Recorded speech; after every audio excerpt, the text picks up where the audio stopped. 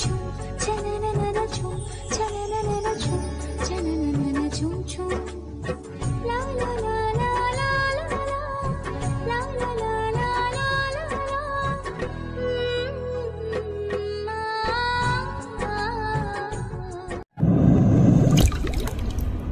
Ticket কাউন্টারে গিয়ে Dhaka two Chittagong একটা টিকিট কাটলাম। বন্ধুরা সবাই আগে কেটে রাখতে বলেছিল, কিন্তু আমার একটা অভ্যাস থাক, গল্পে বুঝতে পারবেন কি অভ্যাস খারাপ নাকি ভালো। কেবিনের মধ্যে বসে বসে ভাবছি মায়ের কথা কি রাখতে পারবো, তাদের যদি এক করে দিতে না পারি। না না, আমি তাদের এক করেই ছাড়বো।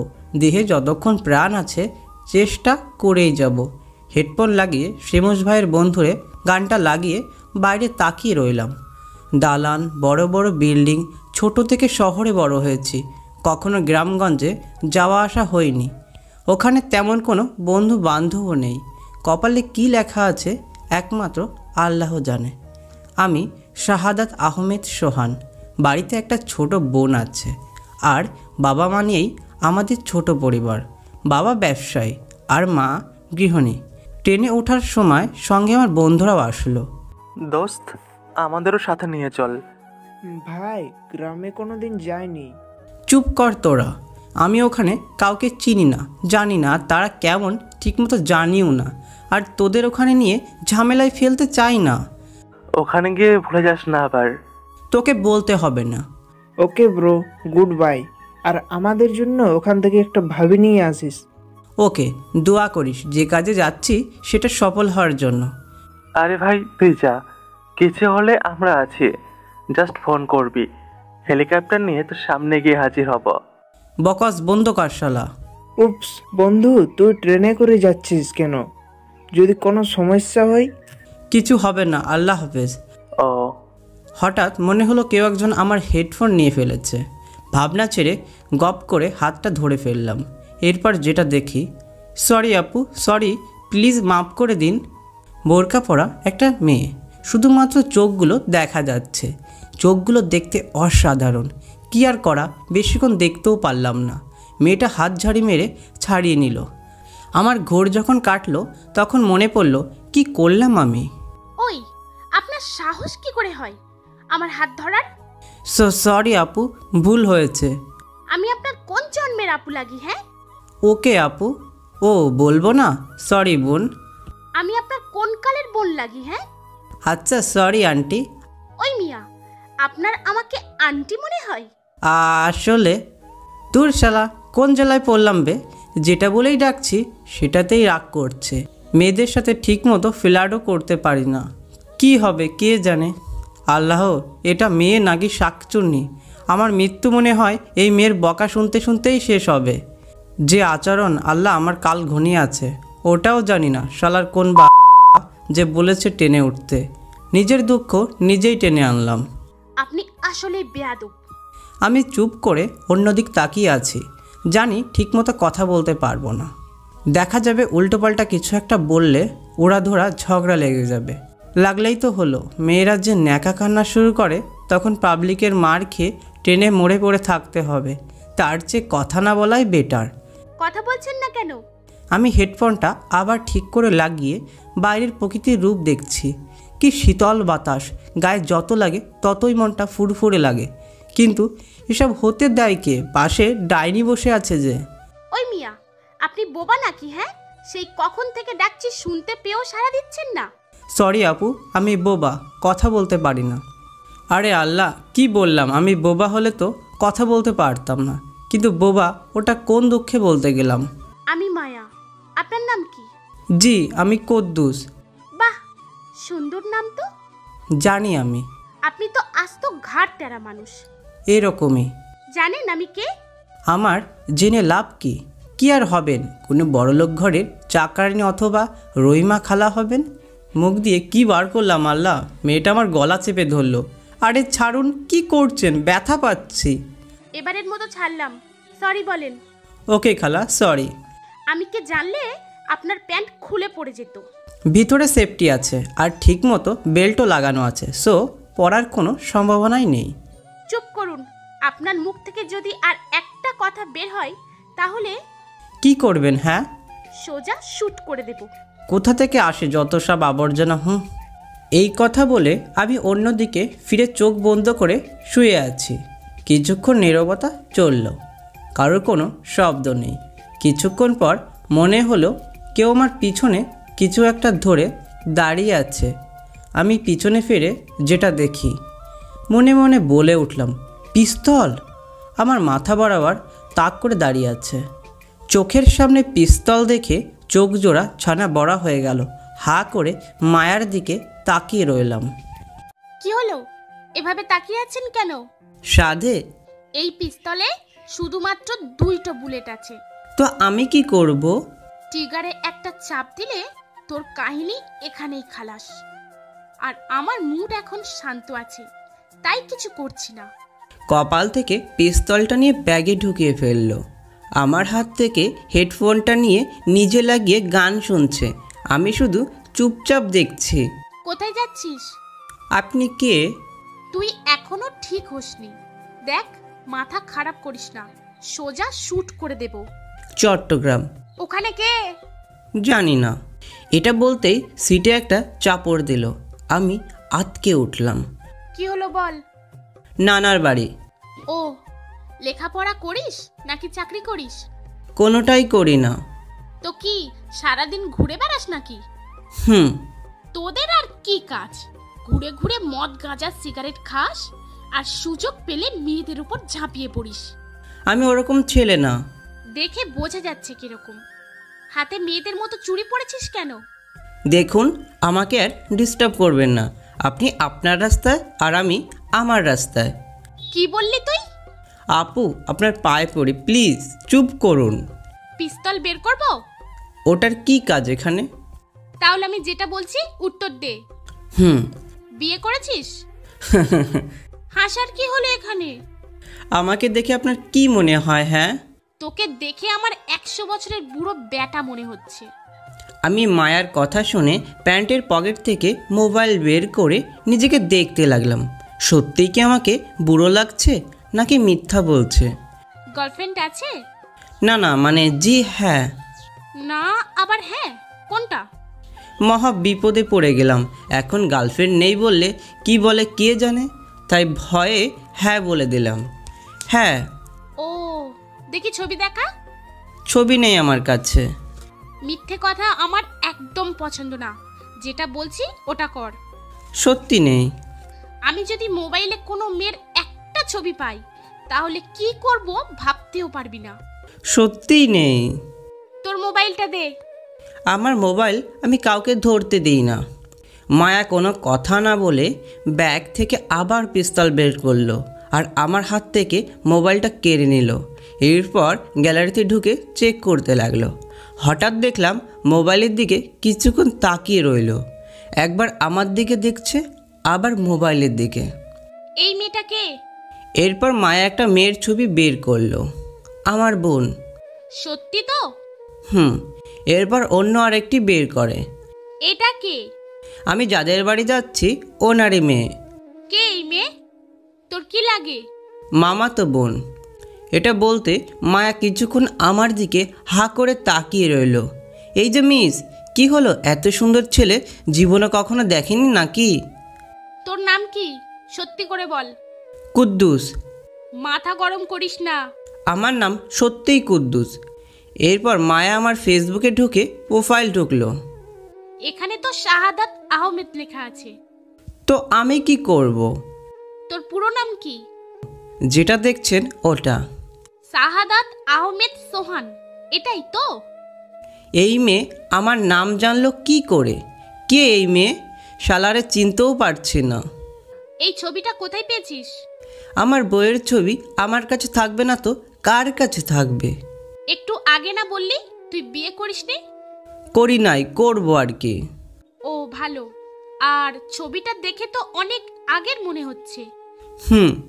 মেয়েটা যদি অন্য কাউকে ভালোবাসে কিংবা বিয়ে হয়ে যায়? কাউকে ভালোবাসে নাকি জানি না, তবে বিয়ে হয়নি। তুই কিভাবে জানিস যে ওই মেয়েটার বিয়ে হয়নি? মন বলছে। সারাটা পথ আমাকে একটু শান্তিতে থাকতে দেয়নি। এটা ওটা করে জ্বালিয়ে মারছে। ট্রেন থেকে যখন নামলাম দেখি একই কালারের দুইটা গাড়ি দাঁড়িয়ে আছে। মায়া ওই গাড়ির সামনে গিয়ে পিছনে ফিরে একবার তাকালো, এরপর গাড়িতে উঠে চলে গেল। মনে কিছুটা শান্তি অনুভব করলাম আর বড় করে একটা নিঃশ্বাস ফেললাম। সামনের মোড়ে গিয়ে একটা গাড়ি নিলাম। গাড়ি নিয়ে সোজা নানুর বাড়ি চলে গেলাম।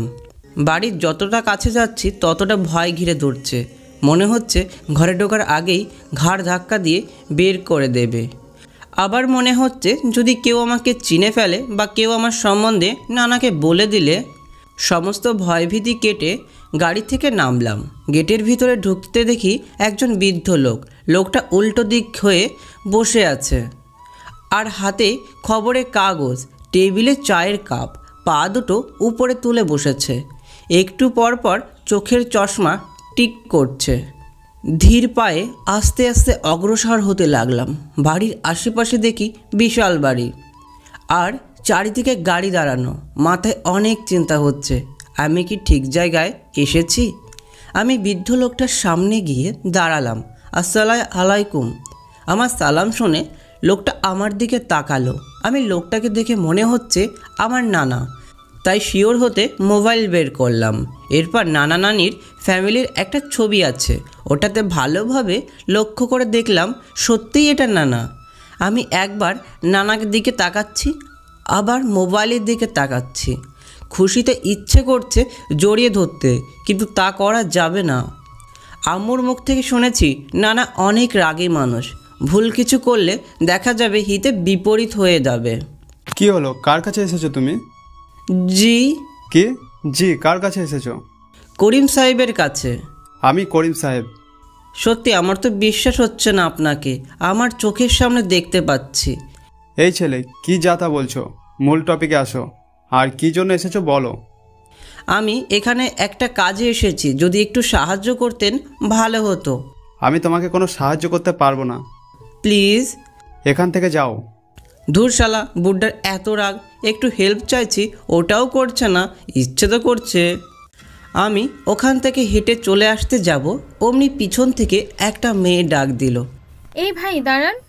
পিছন ফিরে দেখলাম একটা মেয়ে, বয়সে আমার মতোই হবে। আমি দাঁড়িয়ে গেলাম। জি, কিছু বলবেন? গাড়ি চালাতে পারেন? কিন্তু কেন? আমাদের বাড়িতে একজন ড্রাইভারের দরকার, যদি গাড়ি চালাতে পারেন তাহলে ম্যাম বলেছে থাকতে পারবেন। মেয়েটার কথা শুনে চোখ বড় হয়ে গেল। কি বলছে মেয়েটা? শেষ পর্যন্ত আমাকে ড্রাইভার হতে হবে? আল্লাহ, কপালে কি আছে কে জানে। তবে এই অফারটা ফেরত দেওয়া যাবে না, কারণ এই বাড়িতে আমাকে যে কোনোভাবেই থাকতে হবে। জি, আপনার কথায় রাজি আমি। আমার সাথে আসুন। এই শিপা, এই ছেলেটাকে ভিতরে নিয়ে যাচ্ছিস কেন? স্যার, জান্নাত ম্যাম বলেছেন ওনার একজন ড্রাইভার লাগবে, আর এই ছেলেটা তো গাড়ি চালাতে পারে। ও আচ্ছা, নিয়ে যা। আমি নানার দিকে তাকিয়ে দেখি সালা বুড্ডা এখনও দু চোখ নিউজ পেপারে দিয়ে আছে। সময় আসুক বুড্ডাকে আমার বিয়েতে নাচিয়ে ছাড়বো। ভাইজান, কি ভাবছেন? কিছু না। আমার সাথে আসুন। আমি মেয়েটার পিছন পিছন যেতে লাগলাম। ভিতরে ঢুকে দেখি বাড়িটা অনেক সুন্দর আর সাজানো গোছানো। বাড়িটা 2 তলা।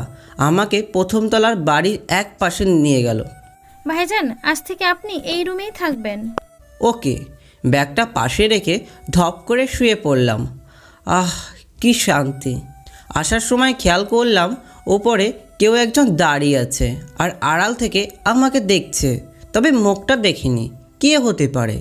কে হতে পারে ভাবছি। মামার তো একটা মেয়ে আছে, সে নাকি অন্য কেউ। হঠাৎ মোবাইল বেজে উঠল। ভাবনার জগৎ থেকে ফিরে মোবাইলের স্ক্রিনে তাকিয়ে দেখি আম্মু ফোন করেছে। রিসিভ করলাম। আসসালামু আলাইকুম। ওয়ালাইকুম সালাম। কেমন আছিস বাবা? ভালো, তুমি? ভালো। তুই কোথায়? আছি এক জায়গায়। মানে? একটা জায়গা, ওটার নাম কি? বলা যাবে না। তোর কি হয়েছে? হঠাৎ এমন আজগুবি কথাবার্তা কেন? ওসব কিছু না মা। রুহি কোথায়? আছে পাশের রুমে, বসে বসে ফ্রি ফায়ার খেলছে। এই তো। এটাই মনে হচ্ছে যে কিছুক্ষণ পর পর চিৎকার করে দিয়ে ওঠে আর ইয়েস ইয়েস বলে। আচ্ছা আম্মু, ভালো থেকো, রাখি। ওই শোন, তোর আব্বু আসলে কি বলবো আমি? ওসব রুহি বলবে। বাই। ওকে। খোদা হাফিজ। আম্মুর ফোন রেখে এবার রুহির মোবাইলে কল করলাম, কিন্তু ফোন তুলছে না। 3-4 বার ফোন করলাম, একবারও রিসিভ করছে না। জানি এখন আমার কিউট বোনটা আমার 14 গোষ্ঠী উদ্ধার করছে। আহা, কি যে মজা লাগে কাউকে এমন ডিস্টার্ব করতে। পাকা 5 মিনিট পর কল ধরলো। মোবাইল কানের সামনে নিতেই, এই কুত্তা, কল কেন করেছিস? তোকে সামনে পেলে আস্তে করে মোবাইলটা কানের সামনে থেকে সরিয়ে ফেললাম। কিছুক্ষণ পর আবার কানে দিলাম। কেমন আছিস বোন? ফোন করেছিস কেন? আমার বোন কেমন আছে জিজ্ঞাসা করার জন্য ফোন করেছি। তোর বোনের গুষ্টি গিলায়, জানোস না গেম খেলতে আসি? আমি কিভাবে জানবো? কেন, তুই ঘরে নেই? রুমে গিয়ে দেখ। রাতে আসলে তখন বোঝাবো। কুত্তা, ফোন করবি না আর। ওই, কে শোনে কার কথা? ফোন রেখে দিল। কুত্তি কলকাটা কত প্রকার এবং কি কি বোঝাবো সময় আসুক।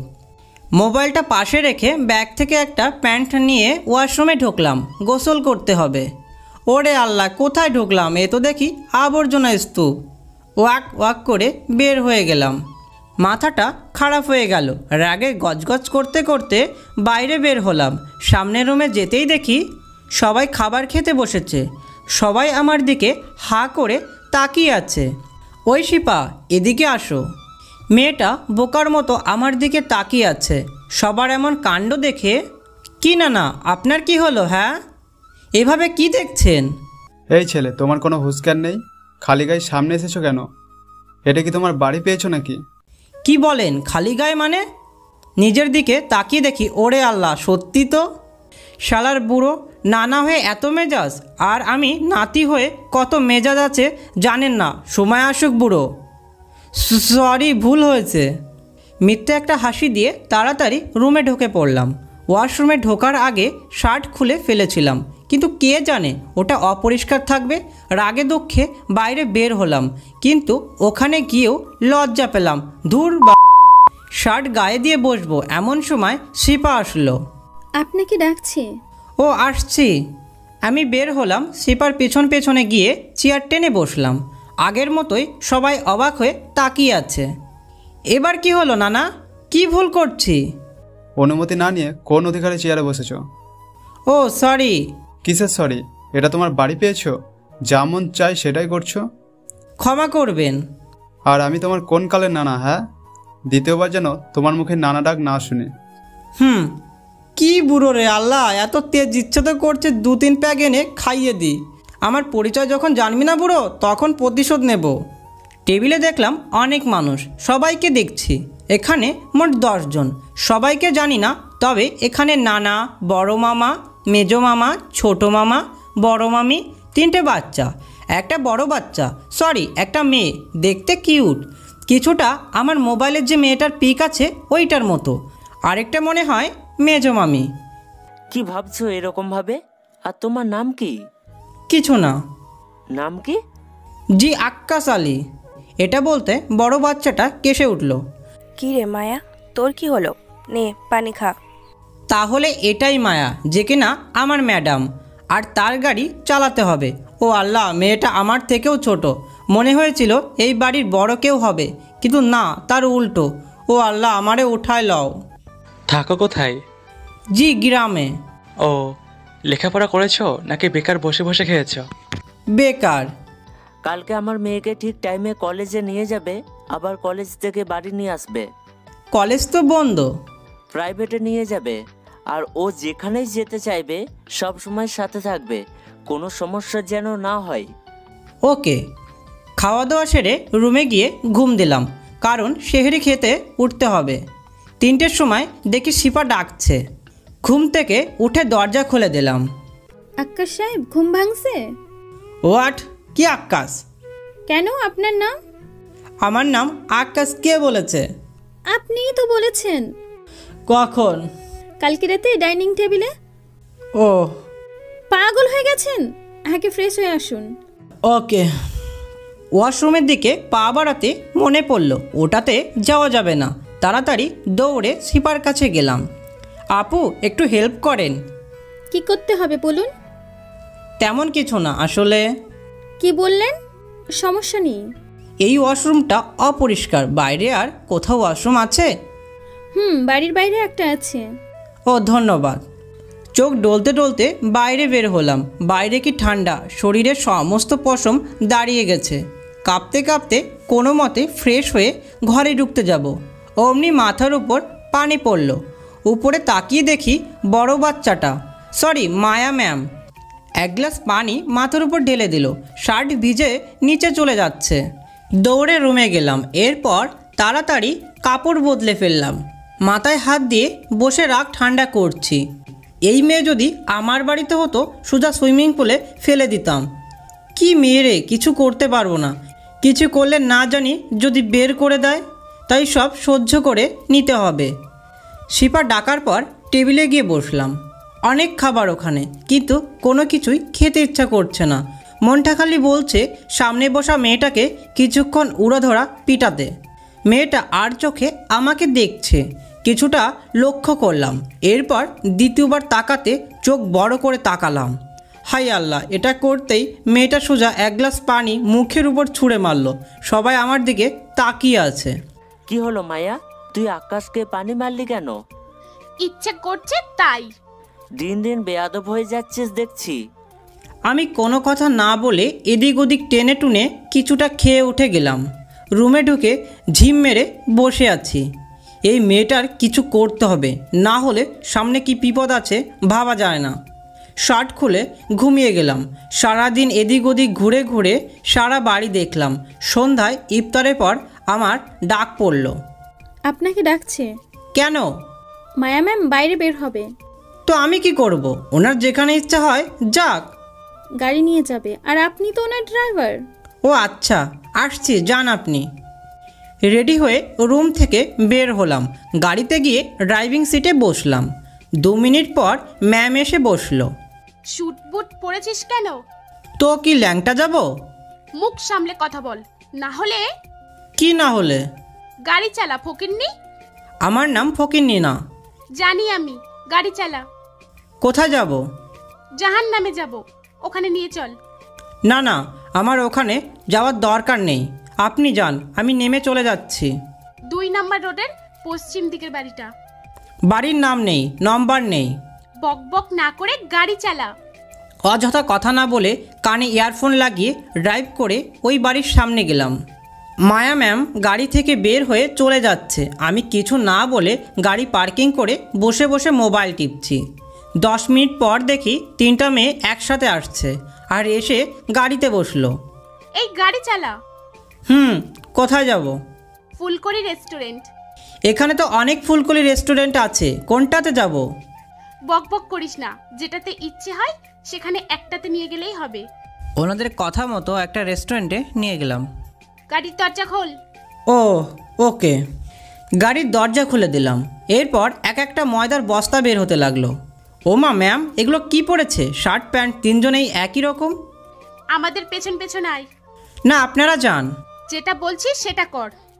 ওনারা একটা প্রাইভেট রুম নিল। এরপর 3জনে ওখানে ঢুকলো। আমি রুমে এক পাশে বসে মোবাইল টিপছি। কি রে মায়া, এই মালটা কোথায় পেলি? মেয়েটার কথা শুনে হাত থেকে মোবাইল পড়ে গেল। কি বলছে? আমি মাল? আমার বডিগার্ড। হোয়াট? আমি বডিগার্ড? শালি তোদের জন্য আমার ফ্রেন্ডদের লাগবে, তারপর বুঝতি কি করে। আমাকে এক রাতের জন্য দিয়ে প্লিজ। মেয়েটার কথা শুনে আমার কান দিয়ে গরম হাওয়া বের হতে লাগলো। মেয়েটার কথা শুনে শরীরটা জমে যাচ্ছে। ফালতু কথা বলিস না, আমাদের জিনিসগুলো অর্ডার দে। সাব্বির আর দিহাতকে ফোন কর। ওকে। রিয়া তো সত্যি বলছে, আমি গিয়ে কথা বলি? না, দূর, তুই বস। যে করেই হোক এখান থেকে পালাতে হবে, তাই কল আসার ভান করে হ্যালো হ্যালো, হ্যাঁ বন্ধু আসছি, একটু দাঁড়া তুই। মেয়েটা আমার সামনে এসে দাঁড়ালো। আমার হাত থেকে মোবাইলটা ছু মেরে নিয়ে নিল। দরজায় দেখি ওয়েটার আসলো, ট্রেটে করে ওয়াইন, সিগারেট নিয়ে। এসব দেখে মাথা ঘুরে পড়ে যাওয়ার মতো অবস্থা। এরপর শিলা যেটা করলো, ইফতারের সময় সবাই যখন একসাথে বসলো তখন আব্বু রুহিকে জিজ্ঞেস করছে, রুহি, সোহান কোথায়? কি জানি, বাইরে কোথাও হবে। রাহেলা, তোমার ছেলে কোথায়?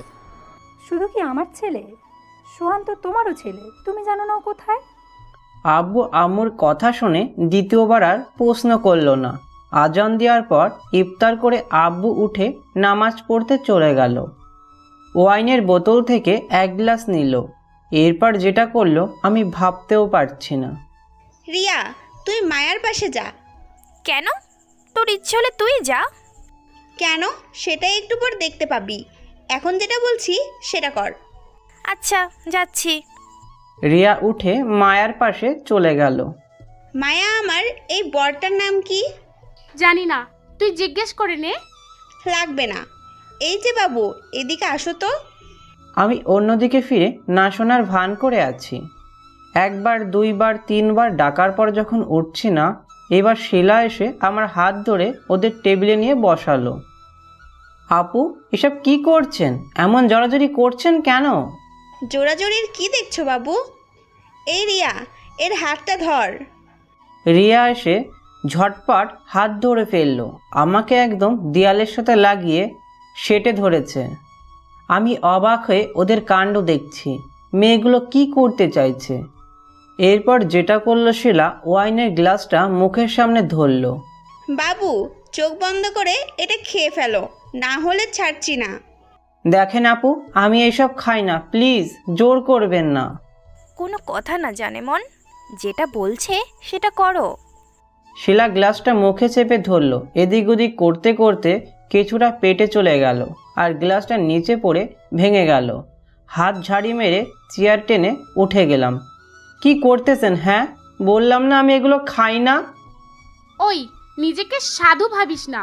তোর সমস্ত খবর আমি জানি, আর ওরা আমার বন্ধু। সো শান্তভাবে কথা বল। কি জানেন বলবেন একটু? সময় আসলে ঠিকই বলবো। দম থাকলে এক্ষুনি বলে দেখান। যেখানে সেখানে দম দেখাতে নেই, সময় আসলে ঠিকই দেখাবো। আসছে। ওদের সামনে থেকে বের হয়ে ওয়াশরুমে গিয়ে ভালো করে ফ্রেশ হয়ে বের হলাম। এরপর গাড়ির ভিতরে গিয়ে বসলাম। ওদের আসতে হয়তো সময় লাগবে, তাই গেমসে ঢুকলাম। নতুন প্লেয়ার তেমন পারি না, এরপর মাঝে সাঝে খেলি। স্কোয়াডে খেলতেছি। 3 ম্যাচ খেলা শেষে চতুর্থ ম্যাচ খেলছি। এমন সময় ওরা এসে ধুপধাপ করে গাড়িতে ঢুকে পড়ল।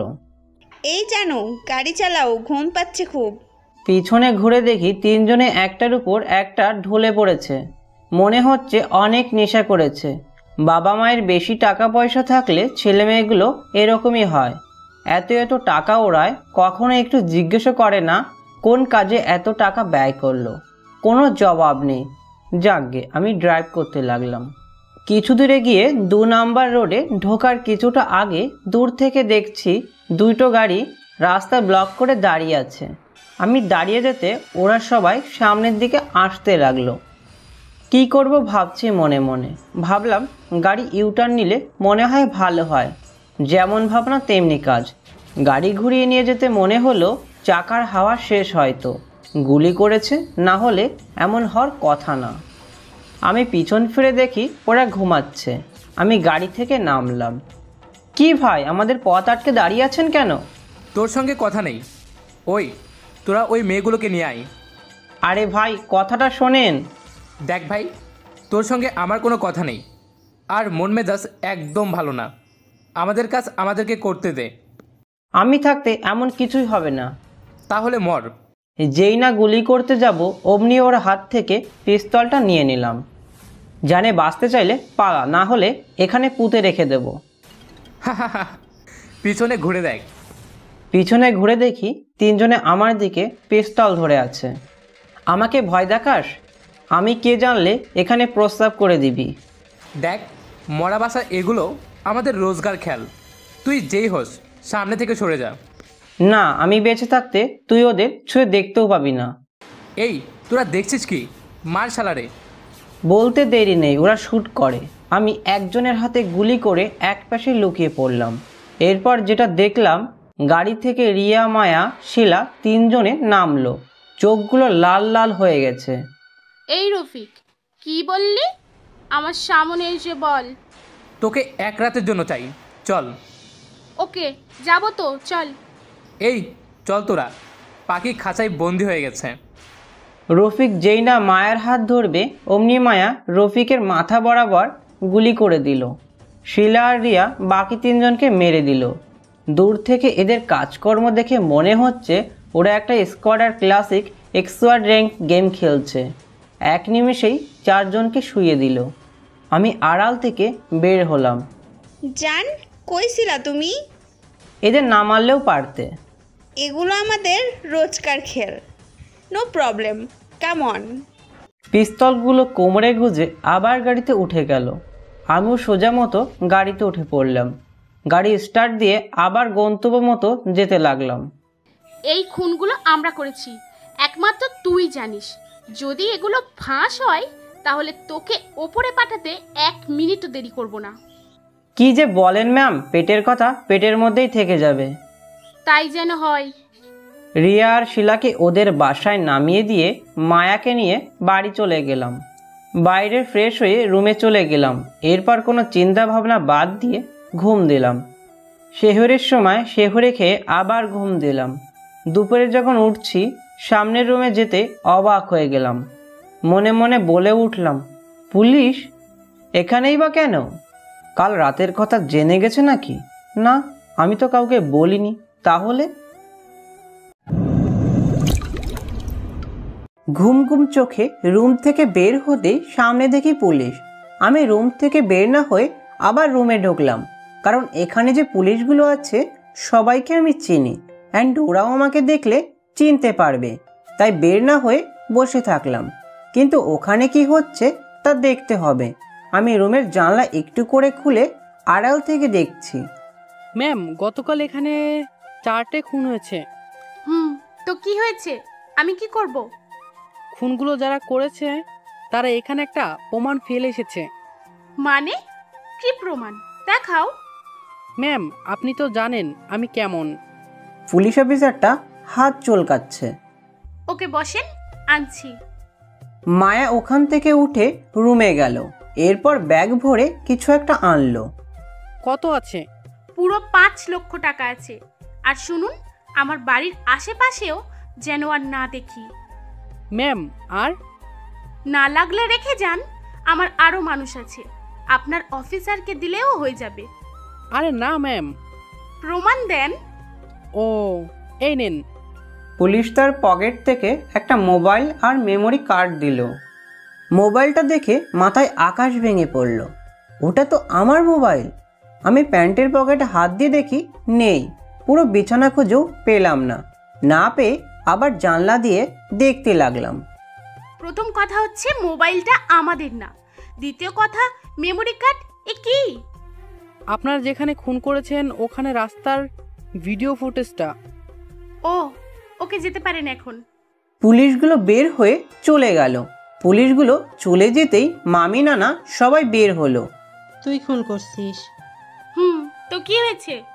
কি হয়েছে মানে? তুই জানিস কি করছিস? জানি কি করছি। আর কেউ জ্ঞান দিতে এসো না। দ্বিতীয়বার কেউ সামনে আসলে সোজা ঘর থেকে বের হয়ে যাব। পারবি তো এটাই। কি জানিস শুধু তোরা বাবা মেয়ে মানুষের প্রাণ নিয়ে খেলিস। কোন দুঃখে যে তোকে জন্ম দিয়েছি। তোর মতো মেয়ে না থাকাই ভালো। বৌমা, কান্না করো না। বাবা ও মেয়ে হয়ে এগুলা করলে হবে? ওইগুলো করলে বিয়ে দিব কবে? ওর ভবিষ্যৎ এখনো পড়ে রয়েছে। মামি কথা বলছে আর অঝরে কান্না করছে। ছোট মেয়ে, তোমাকে এসব নিয়ে চিন্তা করতে হবে না। আর বিয়ে যার কপালে আছে সে ঠিকই করে নেবে। এরকম থাকলে কেউ বিয়ে করবে না। তুমি রুমে যাও। এদিকে মায়া আমার মোবাইলটা নিয়ে রুমে গেল। এরপর মোবাইলটা চালু করলো। উপরের স্ক্রিনে তাকিয়ে দেখলো আমার ছবি। উপরের স্ক্রিনে লক দেয়া। ওটা দেখে মায়ার রাগ উঠে গেল। আছাড় মারতে গিয়েও আবার মারলো না। এটা অনেক কাজে আসবে। দুষ্ট একটা হাসি দিয়ে আমার রুমের দিকে আসতে লাগলো। আমি কম্বল মুড়ি দিয়ে চিন্তা করছি মায়া মোবাইলটা নিয়ে কি করছে। তবে একটা কথা চিন্তা করে মনে হাসি ফুটে উঠল। আর তা হলো মোবাইলে আমার ফেস লক দেয়া। ভালো করে টিপতেও পারবে না, হয়তো দিয়ে দিতে পারে। হঠাৎ রুমের দরজা খুলে কেউ একজন আসলো। কম্বল মুখের উপর তুলতে দেখলাম চোখ লাল লাল করে মায়া আমার দিকে তাকিয়ে আছে। মোবাইলের লক খুলে দে। পারবো না, আমার মোবাইল আমাকে দিয়ে দিন। না, লক খুলে দে। পারবো না। তাহলে মোবাইলও পাবি না? দরকার নেই। সত্যি তো? মিথ্যে বলার কি আছে, আপনার প্রয়োজন হলে নিয়ে যান। ফকিরনি, তোর মোবাইলের ক্যাতাপুরি। এটা বলেই মাটিতে আছাড় দিল। মোবাইলটা ভেঙে শেষ। আমার দিকে কিছুক্ষণ তাকিয়ে থেকে দুটো পায়ে হেঁটে চলে গেল। আমি বিছানা থেকে নেমে স্বাদের মোবাইলটা হাতে নিয়ে দেখি ওটার অবস্থা করুণ। এরপর দেখলাম ঠিক হবে মনে হচ্ছে। জামা কাপড় পরে রেডি হয়ে বাইরে বের হলাম, কারণ মোবাইলটা ঠিক করতে হবে। যেই ভাবা সেই কাজ। নিচে নেমে গাড়ি নিয়ে দোকানে চলে গেলাম। মোবাইল সার্ভিসের দোকানে গেলাম। এরপর মোবাইলটা ওখানে ঠিক করতে দিয়ে গাড়িতে এসে বসলাম। গাড়ি স্টার্ট দেব এমন সময় পিছনে যা দেখলাম পিছনের সিটে একটা প্যাকেট, ড্রাগসের প্যাকেট। আমি সামনে থেকে উঠে পিছনে গিয়ে সিট তুলে আরও যা দেখি, সিটের নিচে একটা পিস্তল আর 20 থেকে 30টা মতো প্যাকেটের সাথে মাদকাসক্তির সব কিছু ওখানে আছে। আমি সিট ঠিক করে গাড়িটা নিয়ে একটু অফ সাইডে চলে গেলাম। এরপর গাড়ি থেকে মাদকদ্রব্য সবগুলো বের করে পেট্রোল ঢেলে পুড়িয়ে দিলাম। আমি গাড়িটা নিয়ে আবার তাড়াতাড়ি বাসার দিকে রওনা দিলাম, কারণ বেশি দেরি হলে নানান রকম প্রশ্নের সম্মুখীন হতে হবে। রুমে ঢুকে শাওয়ার নিয়ে শান্তিমতো আবার ঘুম দিলাম। বিকালের দিকে রুম থেকে বের হয়ে ছাদে গেলাম। ওখানে গিয়ে অবাক হয়ে গেলাম। মায়া দোলনার মধ্যে চোখ বন্ধ করে ঘুমিয়েছে নাকি ভান করছে সঠিক জানি না। আমি সামনে গেলাম। একদম পরীর মতো লাগছে। 3 পিস পরেছে, কানে হেডফোন লাগানো, চুলগুলো কালারিং করা। মন চাইছে এক্ষুনি প্রপোজ করে দিই, কিন্তু তা করলে তো মরতে হবে। যার আগেই পিস্তলটা দিয়ে টুস করে একটা দিলেই আমি শেষ। মনে হচ্ছে বেশ কয়েকদিন ঘুমাইনি। সামনে একজন মানুষ দাঁড়িয়ে আছে, অথচ ওনার খবর নেই। আমি হা করে ওনার দিকে তাকিয়ে আছি। এমন সময় খেয়াল করলাম একটা পিচ্চি আপু আপু বলে ডাকছে। আপু আপু। ওই পিচ্ছি, ডাকছো কেন? দেখছো না ঘুমাচ্ছে? আপনি কে আমাকে বলার? আমি হলাম তোমার ভাইয়া। আমার কোনো ভাইয়া টাইরা নেই, আর লাগবে না। আমার রুমে অনেকগুলো চকলেট আছে, লাগলে বলো। এটা বলে ওখান থেকে চলে আসতে লাগলাম। সিঁড়ির দরজার মুখ পর্যন্ত আসছি। শালার পিচ্চি তো এখনো পিছনে আসছে না। মনে করেছি চকলেটের কথা বললে পটে যাবে, কিন্তু না, আজ তো একটা শয়তান। আমি পিছন ফিরে, পিচ্চি চকলেট লাগলে বলো, নিচের থেকে নিয়ে আসছি। লাগবে না। ধুর বেটা, আমি গেলাম। আমি নিচে নেমে গেলাম, রুমে গেলাম। কিছু ভালো লাগছে না।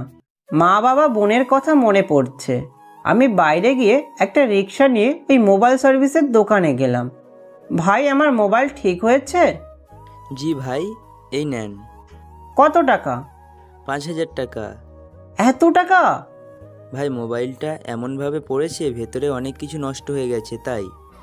পড়বে না, একটা শাকচুনি আছাড় মেরেছে। কিছু বলতেছেন ভাই? না, এই নেন টাকা। আমি টাকা দিয়ে আবার রিক্সা নিলাম। এরপর রিক্সায় উঠে বোনের মোবাইলে ফোন করলাম। ও মা, এবার দেখি সাথে সাথে ফোন রিসিভ করলো। কেমন আছিস পেতনি? আমি পেতনি না ভাইয়া, আগে বল কোথায় তুই? কেন? এমনি বল, কোথায় তুই? না, বলা যাবে না, আগে কারণ বল। কোনো কারণ নেই, এমনি বল। আমারও বলার দরকার নেই। আমার বন্ধু তোমাকে চিনিস? না, কোনটা? ওই দিন তোর সাথে বাড়ি এসেছিল সেই মেয়েটা নাকি? তো মেয়েটা কি করছে? মেয়েটা তোকে ভালোবাসে, তোকে ছাড়া নাকি বাঁচবে না। এখন বল কোথায় তুই? ওকে, আমি বাড়ি আসলে মেয়েটাকে নিয়ে আসিস। আম্মু আব্বু কেমন আছে? দূর কুত্তা। আম্মু আব্বুকে আমার জন্য চিন্তা করতে বারণ করিস। এখন বাই।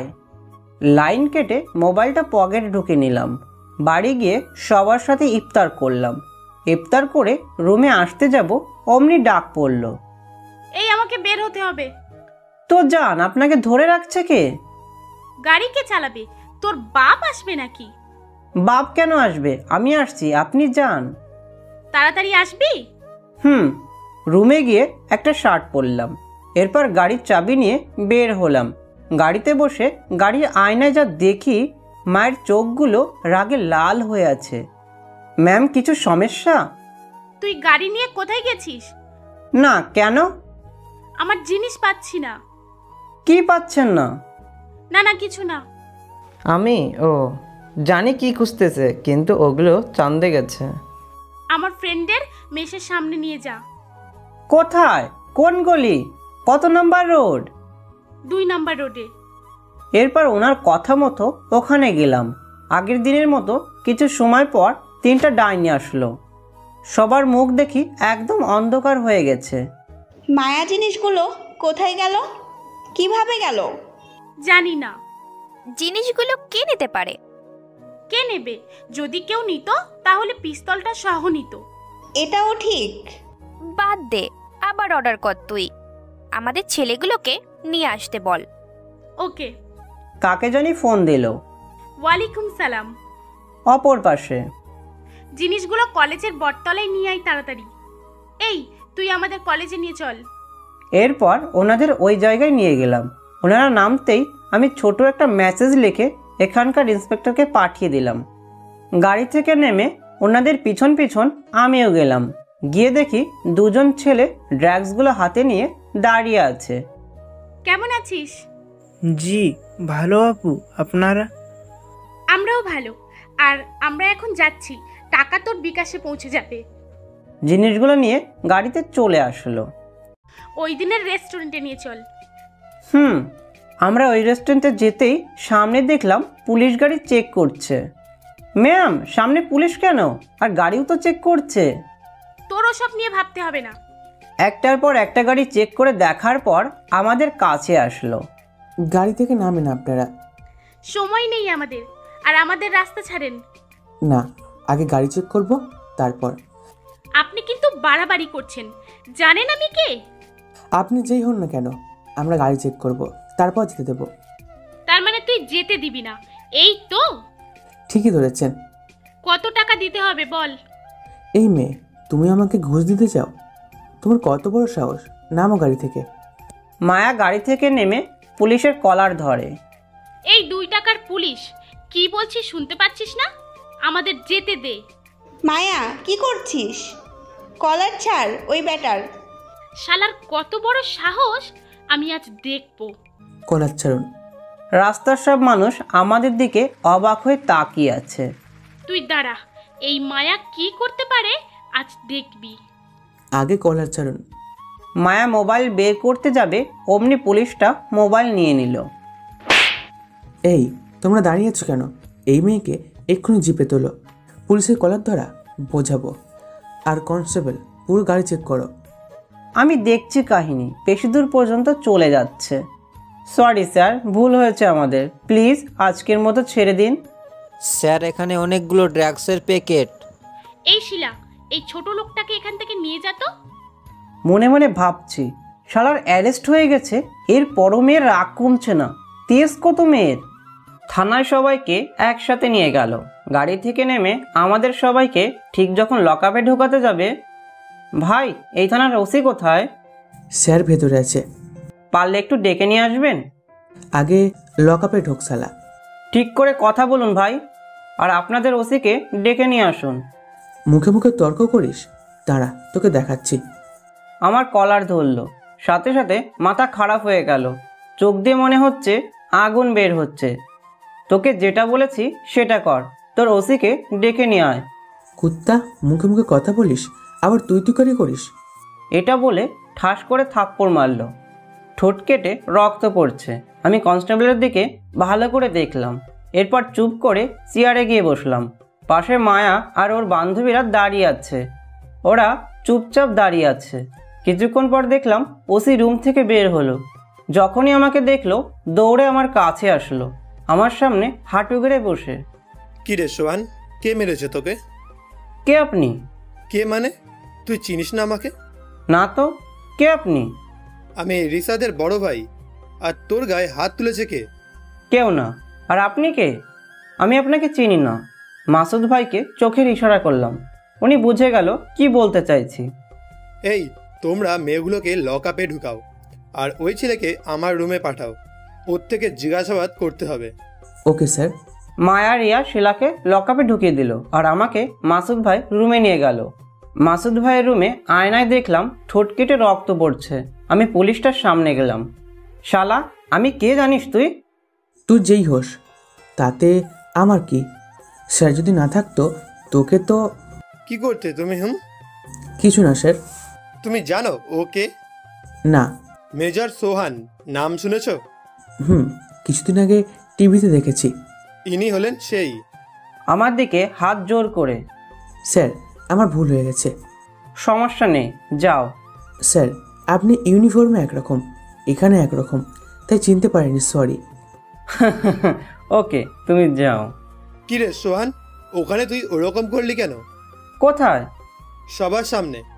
কিছু প্রবলেম আছে, তাই না চেনার ভান করেছি। আর এখানে বেশিক্ষণ থাকা যাবে না, আমাকেও লকআপে ঢুকিয়ে দাও। মানে? পরে বলবো ভাই, আগে যেটা বলছি করুন। মেয়ে তিনটে অনেক ডেঞ্জারাস, তবে মায়া বেশি, সাবধানে থাকিস ওদের থেকে।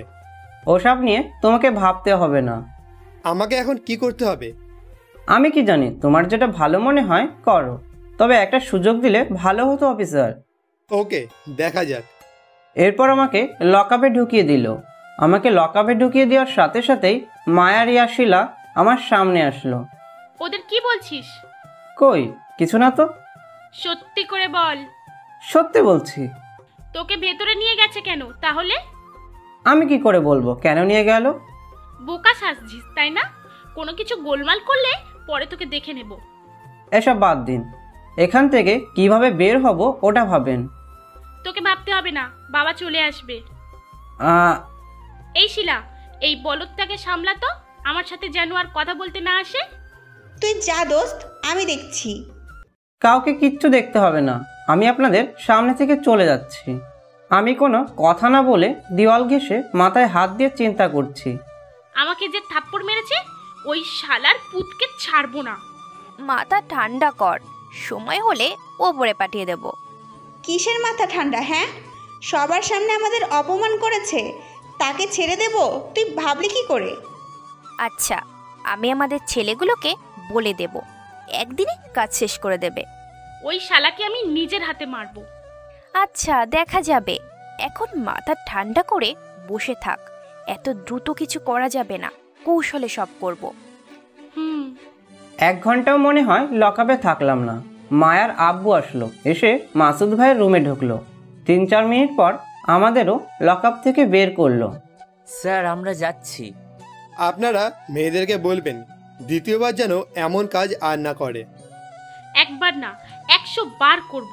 তুই পারলে ঠেকিয়ে দেখাস। আর যে থাপ্পড় মেরেছে তার দিকে একটু কড়া করে তাকিয়ে রাগে গজগজ করতে করতে বের হয়ে গেল। মামা সহ বাড়িতে চলে গেলাম। বাড়িতে গিয়ে দেখি মামি নানা সবাই দরজার সামনে দাঁড়িয়ে আছে। মায়া যখন ঘরে ঢুকলো তখনই নানা যেটা বলল। দাঁড়াও মায়া। আপনার সাথে আমার কোনো কথা নেই। কতবার বলবো আমার সাথে কথা না বলতে? এটা আমার বাড়ি, আমি যেটা বলবো সেটাই করবে। আপনার শর্ত মানতে পারবো না। মানতে না পারলে এই ঘরে তোমার জায়গা নেই। লাগবে না আপনার বাড়ি। একজনকে তো বাড়ি থেকে বের করেছেন, আমাকেও করতে সমস্যা কোথায়? এখনই চলে যাচ্ছি আমি। এটা বলেই মায়া উপরে না উঠে বাড়ি থেকে চলে যেতে গেলেই মামি হাত ধরলো। আমার লক্ষ্মী মেয়ে, এরকম পাগলামি করিস না, ঘরে চল। হাত ছাড়ো। না, ঘরে চল। হাত ছাড়তে বলছি না। ঝাড়ি মেরে হাত ছাড়িয়ে নিল। তোমরা কি চাও? আবার আগের মতো আবার মৃত্যুর কোলে ঢলে পড়ি? এটা শোনার সাথে সাথেই সবাই চুপ হয়ে গেল। মায়া বাইরে যেতে গেলেই আমি গিয়ে সামনে দাঁড়ালাম। ভিতরে চলুন। তুই কে? হ্যাঁ, সামনে থেকে সর। আমি কে তা তো জানেন, আমাকে বলতে হবে নাকি? তুই যেই হস, আমার কি? এখন সামনে থেকে সরে দাঁড়া। না, আপনি রুমে যান। বললাম না সামনে থেকে সরে যেতে। আমি বেঁচে থাকতে আপনাকে 1 পাও এই বাড়ি থেকে বের হতে দেব না। বেশি বেশি করে ফেলছিস তুই, মাথা খারাপ করিস না, সরে দাঁড়া। না। কুত্তা, সরে দাঁড়াতে বললাম না? সবাই হা করে তাকিয়ে আছে, কেউ কিছু বলছে না। আমি যতক্ষণ আছি আপনাকে কোথাও যেতে দেব না। শেষবারের মতো বলছি। শেষ আর প্রথম যাই হোক, যেতে দেব না। অনেকক্ষণ জোরাজোরি করার পর মায়া রাগ করে আমাকে এসে সামনে থেকে সরাতে জোরে ধাক্কা দিল। আমি গিয়ে দরজার সাথে ধাক্কা খেলাম। মুখ দিয়ে আ করে একটা চিৎকার বের হলো। কপাল কেটে রক্ত পড়ছে। মায়া পিছনে একবারও তাকালো না, হন হন করে বাইরে বের হয়ে গেল। আমি মাথা ধরে বসে পড়লাম। আমি বসে যেতে মামি এসে ধরে ফেললো। বাবা, আমি তোমার কাছে ক্ষমা চাচ্ছি আমার মেয়ের হয়ে। আরে মামি, ক্ষমা চাইতে হবে না। আর কিছু বলতে পারলাম না, মাথাটা কেমন যেন ধরে আসছে। ঘুরে নিচে পড়ে গেলাম। চোখ জোড়া বন্ধ হয়ে গেল।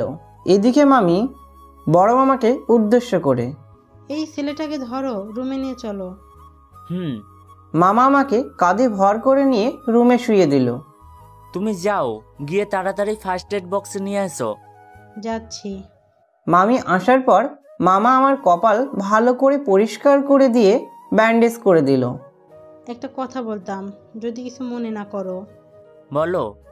ছেলেটা মনে হয় আমাদের পরিবারের কেউ হবে। কি বলতে চাইছো তুমি? ছেলেটার চেহারার দিকে ভালো করে লক্ষ্য করো, আর দেখো কার চেহারার সাথে মিলে। মানে? আগে দেখো তো। এরপর মামা ভালো করে দেখলো আর মাথা চুলকাতে লাগলো। রাহেলার চেহারার সাথে মিলছে? তাহলে ও কি? আমিও এটাই লক্ষ্য করছি, তবে আমি কনফার্ম এটা রাহেলা আপুর ছেলে। সোহান না তো? আমারও তো এরকম মনে হচ্ছে। যদি না হতো তাহলে? তাহলে কি? আমি যখন ওর কাছে ক্ষমা চাইছিলাম তখন কি বলছে লক্ষ্য করছো? না। ছেলেটা যখন প্রথম আসছিল সেদিন সেহরি খাওয়ার সময় আব্বাকে কি বলছে মনে আছে? নানা বলে ডেকেছে। আজকে আমাকে মামি ডাকছে। আচ্ছা, কাউকে কিছু বলো না, বাবা শুনলে ওকে ঘর থেকে বের করে দেবে। তোমাকে টেনশন করতে হবে না, আমি আস্তে আস্তে সব বের করে নিব। আচ্ছা, আমি এখন যাচ্ছি। আমার মেয়েটা কোথায় আছে একটু দেখো। ওকে নিয়ে চিন্তা করতে হবে না, ও এতক্ষণ ওর বন্ধুদের মেসে চলে গেছে। ঠিক থাকলেই হইছে। সকালে যখন চোখ খুললাম দেখি গায়ে অনেক জ্বর, নড়তে পারছি না। মাথাটা অনেক ব্যথা করছে। কোনো মতে উঠতে চাইলাম, কিন্তু না, একটু করে উঠে পড়ে গেলাম। কিছুক্ষণ পর দেখলাম মামি আসছে। এখন কেমন লাগছে বাবা? জি ভালো। কিছু লাগবে নাকি তোমার? লাগলে বলো। না মামি। ওই ছেলে, আমি তোমার কোন কালের মামি? হ্যাঁ, আসলে আপনাকে দেখতে আমার মামির মতো লাগে, তাই ডাকি। কিছু মনে করলে ডাকবো না, সরি। এত ঢং করতে হবে না, আমি জানি তুমি কে। মানে কি জানেন? তুতলাতে হবে না। কই তুতলাচ্ছি? ওই নিজেকে কি মনে করিস? হ্যাঁ, একটা দিব। ও, এত জানেন যখন, তখন নাম কি বলুন? তোর নাম সোহান, মায়ের নাম রাহেলা, আর তোর বাবার নাম? হয়েছে হয়েছে, বুঝেছি। মামি প্লিজ কাউকে কিছু বলো না, তাহলে আমি শেষ। আমাকে মিথ্যা বললি কেন তাহলে? ওই আসলে হয়েছে কি? হয়েছে, আর মাথার চুল ছিঁড়তে হবে না। এখন বল, কি করিস তুই? কিছু না, বসে বসে খাই আর ঘুমাই। মায়ের খাবি? সত্যি বলছি তো। বসে বসে খাইলে হবে? বিয়ে শাদী করতে হবে না? না, চিরকুমার থাকবো। এই বললে হলো? একটা বৌমা নিয়ে আয় আমার জন্য। বসে বসে খাচ্ছি, তাতেই অনেক সুখে আছি। বিয়ে করলে শান্তিতে ঘুমাতেও পারবো না। একটা বৌমা এনে দে, আমার সাথে রেখে দিব। তোমার মেয়েকে যদি আমার সাথে বিয়ে দাও তাহলে রাজি আছি। তুই আমার মেয়েকে সামনে রাখতে পারবি? কি মনে হয়? দেখছি তো, আজকে ওর একটা ধাক্কায় সামলাতে পারিস নাই, আবার আসছিস বিয়ে করতে। কি যে বলো না মামি, ওটা তো আসলে একটা ড্রামা ছিল। মনে করছি পরে টরে গেলে দাঁড়িয়ে যাবে, কিন্তু না, সে আরো রাগ করে চলে গেল। মেয়েটাকে নিয়ে যে কি করব বুঝতেছি না। এরকম গুন্ডামি করলে কে বিয়ে করবে বলতো? আরে আমি আছি না, তুমি কাজী সাহেব রেডি করে রাখো। যদি ওকে ঠিক পথে নিয়ে আসতে পারিস তাহলে আমি নিজের হাতে তোদের বিয়ে দিব। রেডি থেকো। রাহেলা আপু কেমন আছে? ভালো না। কেন? তোমাদের কথা সব সময় বলে আর নানার কথাও বলে, কিন্তু ওই বুড়ো তো অনেক রাগী। আম্মুর নাকি এই বাড়িতে ঢোকা হারাম। তো তুই কি করবি? জায়েজ করতে আসছি। তোর নানার মাথা গরম, না জানে কি করে। উনি যদি জানে তুই রাহেলা আপুর ছেলে সোহান, তাহলে তুই শেষ। মামি কি করলে নানা ঠান্ডা হবে বলুন না প্লিজ, নানার দুর্বল জায়গা কি? মায়া, তুই ওকে দিয়ে কি করতে পারবি? মানে বুঝিয়ে বলো। রাহেলা আপু, তোলা ভাই আর তোকে যেদিন বাড়ি থেকে বের করে দিয়েছে সেদিন থেকে মায়া ওর দাদা তোর নানার সাথে কথা বলে না, আর বললেও আরে টারে বলে। আমাদের চলে যাওয়ার সাথে মায়ার কি? তোরা যেদিন চলে গেছিলি ওই দিন থেকে মায়া রাগ করে 2 দিন খাওয়া দাওয়া করেনি, যার ফলে ওকে 3-4 দিন হাসপাতালে রাখতে হয়েছে। ভালো হওয়ার পর থেকে তোর নানার সাথে আর কথা বলে না। ওর এরকম গন্ডামি শিখেছে কার থেকে? জানি না, আর ওকে কিছু বললেও শোনে না। ও যেরকম ইচ্ছে সেরকম করে চলে, কেউ কিছু বললে মরে যাওয়ার ধমক দেয়। ও আল্লাহ, কি জিনিস জন্ম দিলে মামি, পুরাই আগুন। ওই আগুনকে তুই পানিতে পরিণত কর, তাহলে মনে করবো তুই আসলেই রাহেলা আপুর ছেলে। আরে মামি তুমি চিন্তা করো না, ওর থেকে বড় বড় গন্ডিকে ঠিক করেছি, আর ও তো দেখা যাবে। মাথাটা অনেক ব্যথা করছে। তুই চোখ বন্ধ করে ঘুমা, আমি তোর মাথা ঠিক করে দিচ্ছি। মেয়ের জামাই বলে কথা, ঠিক করে করো। ফাজিল, ঘুমা কথা না বলে। মামি মাথায় হাত বুলিয়ে দিতে লাগলো, কখন যে ঘুমিয়ে গেছি জানি না। সন্ধ্যায় গাড়ি নিয়ে রাস্তায় বের হলাম। কলেজ মোড় ফেলে সামনে যেতেই দেখি মায়া, রিয়া, শিলা সবাই হাতে পিস্তল নিয়ে রাস্তায় দাঁড়িয়ে আছে। গাড়ির লাইটের আলোয় সামনে তাকিয়ে দেখি একজন লোক পা ধরে কাতরাচ্ছে আর বলছে, বাঁচাও বাঁচাও বাঁচাও। কি হচ্ছে দেখার জন্য গাড়ি থেকে নামলাম। মায়ার এক হাতে পিস্তল, অন্য হাতে সিগারেট, চোখগুলো টকটকে লাল হয়ে আছে, পরনে জিন্স, শার্টটা কোমরে পেঁচানো। দূর কি বলছি, ওর দিকে না তাকিয়ে আমি গিয়ে লোকটার সামনে হাঁটু গেড়ে বসলাম। লোকটার পায়ে গুলি লেগেছে। আমি লোকটার মুখোমুখি হয়ে যেটা দেখি উনি এখানকার এমপি। আমি দৌড়ে মায়ের কাছে গেলাম। মায়া, কি করছিস তুই?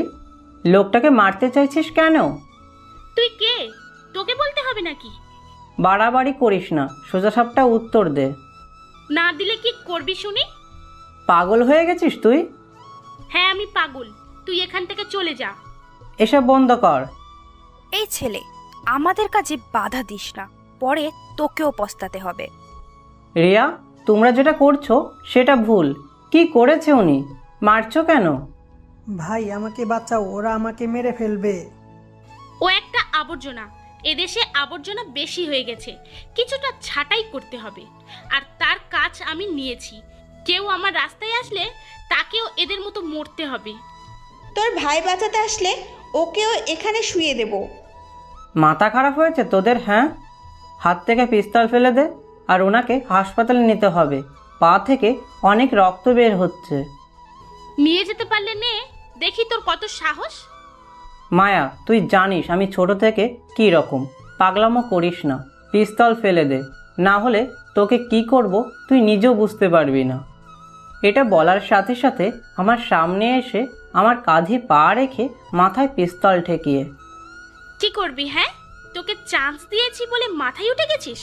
শালা, তোর মতো এমন ছেলের জন্য একটা বুলেটই যথেষ্ট। আর বেশি বকবক করিস না, সামনে থেকে যা।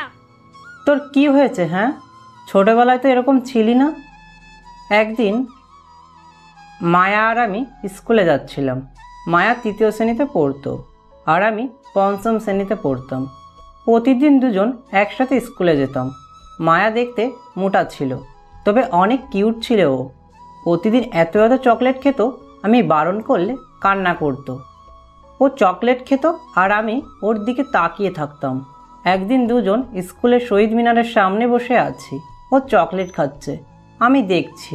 এমন সময় একটা ছেলে এসে, ওই মুটকি, এত চকলেট খেলে তো ফুলতে ফুলতে ফেটে যাবি। এটা শোনার সাথে সাথে মায়া কান্না শুরু করলো। আমার মাথায় তখন রাগ উঠে গেল। দৌড়ে গিয়ে ছেলেটাকে ধরলাম। তোকে কি বললি তুই? আবার বল। বল রে, কি করবি? দেখবি কি করি, দেখা। এটা বলার সাথে সাথে ওকে উড়াধরা পিটাইতে লাগলাম। ছেলেটাকে মাটিতে ফেলে মারছি। মায়া দূর থেকে দেখে আমাদের ছোটাতে সামনে আসলো। আমাকে যখন ধরতে যাবে ছেলেটা মায়াকে পা দিয়ে লাথি দিল। মায়া দূরে গিয়ে ছিটকে পড়ল। আমার মাথার রাগ উঠে গেল। পকেট থেকে কলম বের করে যে পা দিয়ে লাথি মারছে ওই পায়ে কলম ঢুকিয়ে দিলাম। রাগের মাথায় কি করছি নিজেও জানি না। ছেলেটা পা ধরে কান্না করছে আর অনেক রক্ত বের হচ্ছে। এটা দেখে মায়া আমার কাছে এসে, কি করলি তুই এটা? দেখ ছেলেটার পা দিয়ে কত রক্ত পড়ছে। পড়ুক, চল এখান থেকে। ওকে ডাক্তারের কাছে নিয়ে যেতে হবে। চল তো এখান থেকে। না, ছেলেটাকে আগে ডাক্তারের কাছে নিয়ে যেতে হবে, না হলে অনেক বড় ক্ষতি হয়ে যাবে। আরে চল তো। ওর হাত ধরে টেনে নিয়ে আসতে চাইছি, কিন্তু ও না এসে, ওকে যদি ডাক্তারের কাছে না নিয়ে যাস তাহলে তোর সাথে কথা বলবো না। পারবো না, তোর ইচ্ছে হলে নে। আমি ওখান থেকে রাগ করে চলে আসলাম। ওই দিনের পর থেকে মায়া আমার সাথে কথা বলতো না। অনেক চেষ্টা করতাম রাগ ভাঙাতে, কিন্তু মেয়ে এক কথার, কোনোভাবেই কথা বলবে না আমার সাথে। যে মেয়ে কিনা পথে ঘাটে মানুষের সাহায্য করত, ঝগড়াঝাটি পছন্দ করতো না, আজ সেই মেয়ে কিনা নিজে এসব করছে। হঠাৎ মনে হলো কেউ আমাকে ধাক্কা দিলেও আমি মাটিতে পড়ে গেলাম। ভাবনা থেকে ফিরে, মনে আছে একটা ছেলেকে মারার জন্য তুই আমার সাথে কথা বলতে না? ছোটবেলার কথা মনে করাবি না? আমি ভুলে গেছি, আর তুই কে আমি জানি না, বা জানার দরকারও নেই। ওনাকে মারলে তোকে জেলে যেতে হবে, ফাঁসি হতে পারে। আমি তো বলছি পারলে ওকে এখান থেকে নিয়ে যা। মায়া, কি বলছিস কি তুই? আমি মরে গেলেও এই কুত্তার বাচ্চাকে এখান থেকে যেতে দেব না। দেখা যাক কে মারে কে মরে। ভাই আমাকে বাঁচাও, তোমার যত টাকা লাগে আমি দিতে রাজি। আপনার চিন্তা করতে হবে না, আমি আছি। 10 সেকেন্ড সময় দিলাম, যদি এই সময়ে ওকে গাড়িতে তুলতে পারিস তাহলে মারবো না। আমি এদিক ওদিক না ভেবে সামনে 2-3 পা ফেলতে ঠাস করে একটা গুলি করলো। ওটা সোজা গিয়ে এমপির বাম হাতে লাগলো। আমি আর এক পা ফেলতে ডান হাতে আর একটা করলো। মায়া, এগুলো বন্ধ কর। আমার কথা শুনে ওরা 3 জনে অট্টহাসিতে ফেটে পড়ল। যা যা, তোর এমপিকে বাঁচা। আমি তো ওনাকে বাঁচাবই। এটা বলে দৌড়ে এমপির দিকে যেতেই ওরা 3 জনে একসাথে গুলি করলো। এমপি মাটিতে লুটিয়ে পড়ল। আমি গিয়ে এমপির পালস চেক করে দেখি নিঃশ্বাস চলছে না। আমি মায়ের দিকে তাকিয়ে আছি। আমি একজন পুলিশ হয়ে আমার সামনে একজনের খুন হয়েছে, এটা কিছুতেই মেনে নিতে পারছি না। আহারে বেচারা, দেখ দেখ। বাঁচাতে পারলো, আর এমপি কে? আসছে বাঁচাতে, এখন তোর নিজেকে মরতে হবে। কি রে মায়া, এটা কেউ শুয়ে দেই, দুজনে ওপরে গিয়ে শান্তি পাবে। না, এই শালাকে আমি মারবো, ওর জন্য আমাদের জেলে যেতে হয়েছে। ওদের মধ্যে আমাকে মারার জন্য তর্ক বিতর্ক চলছে। আমার মনটা যেন বড্ড ছোট হয়ে গেল। জীবনে অনেক আসামি ধরেছি, শায়েস্তা করেছি, বাট এখন কিছুই করতে মন চাইছে না।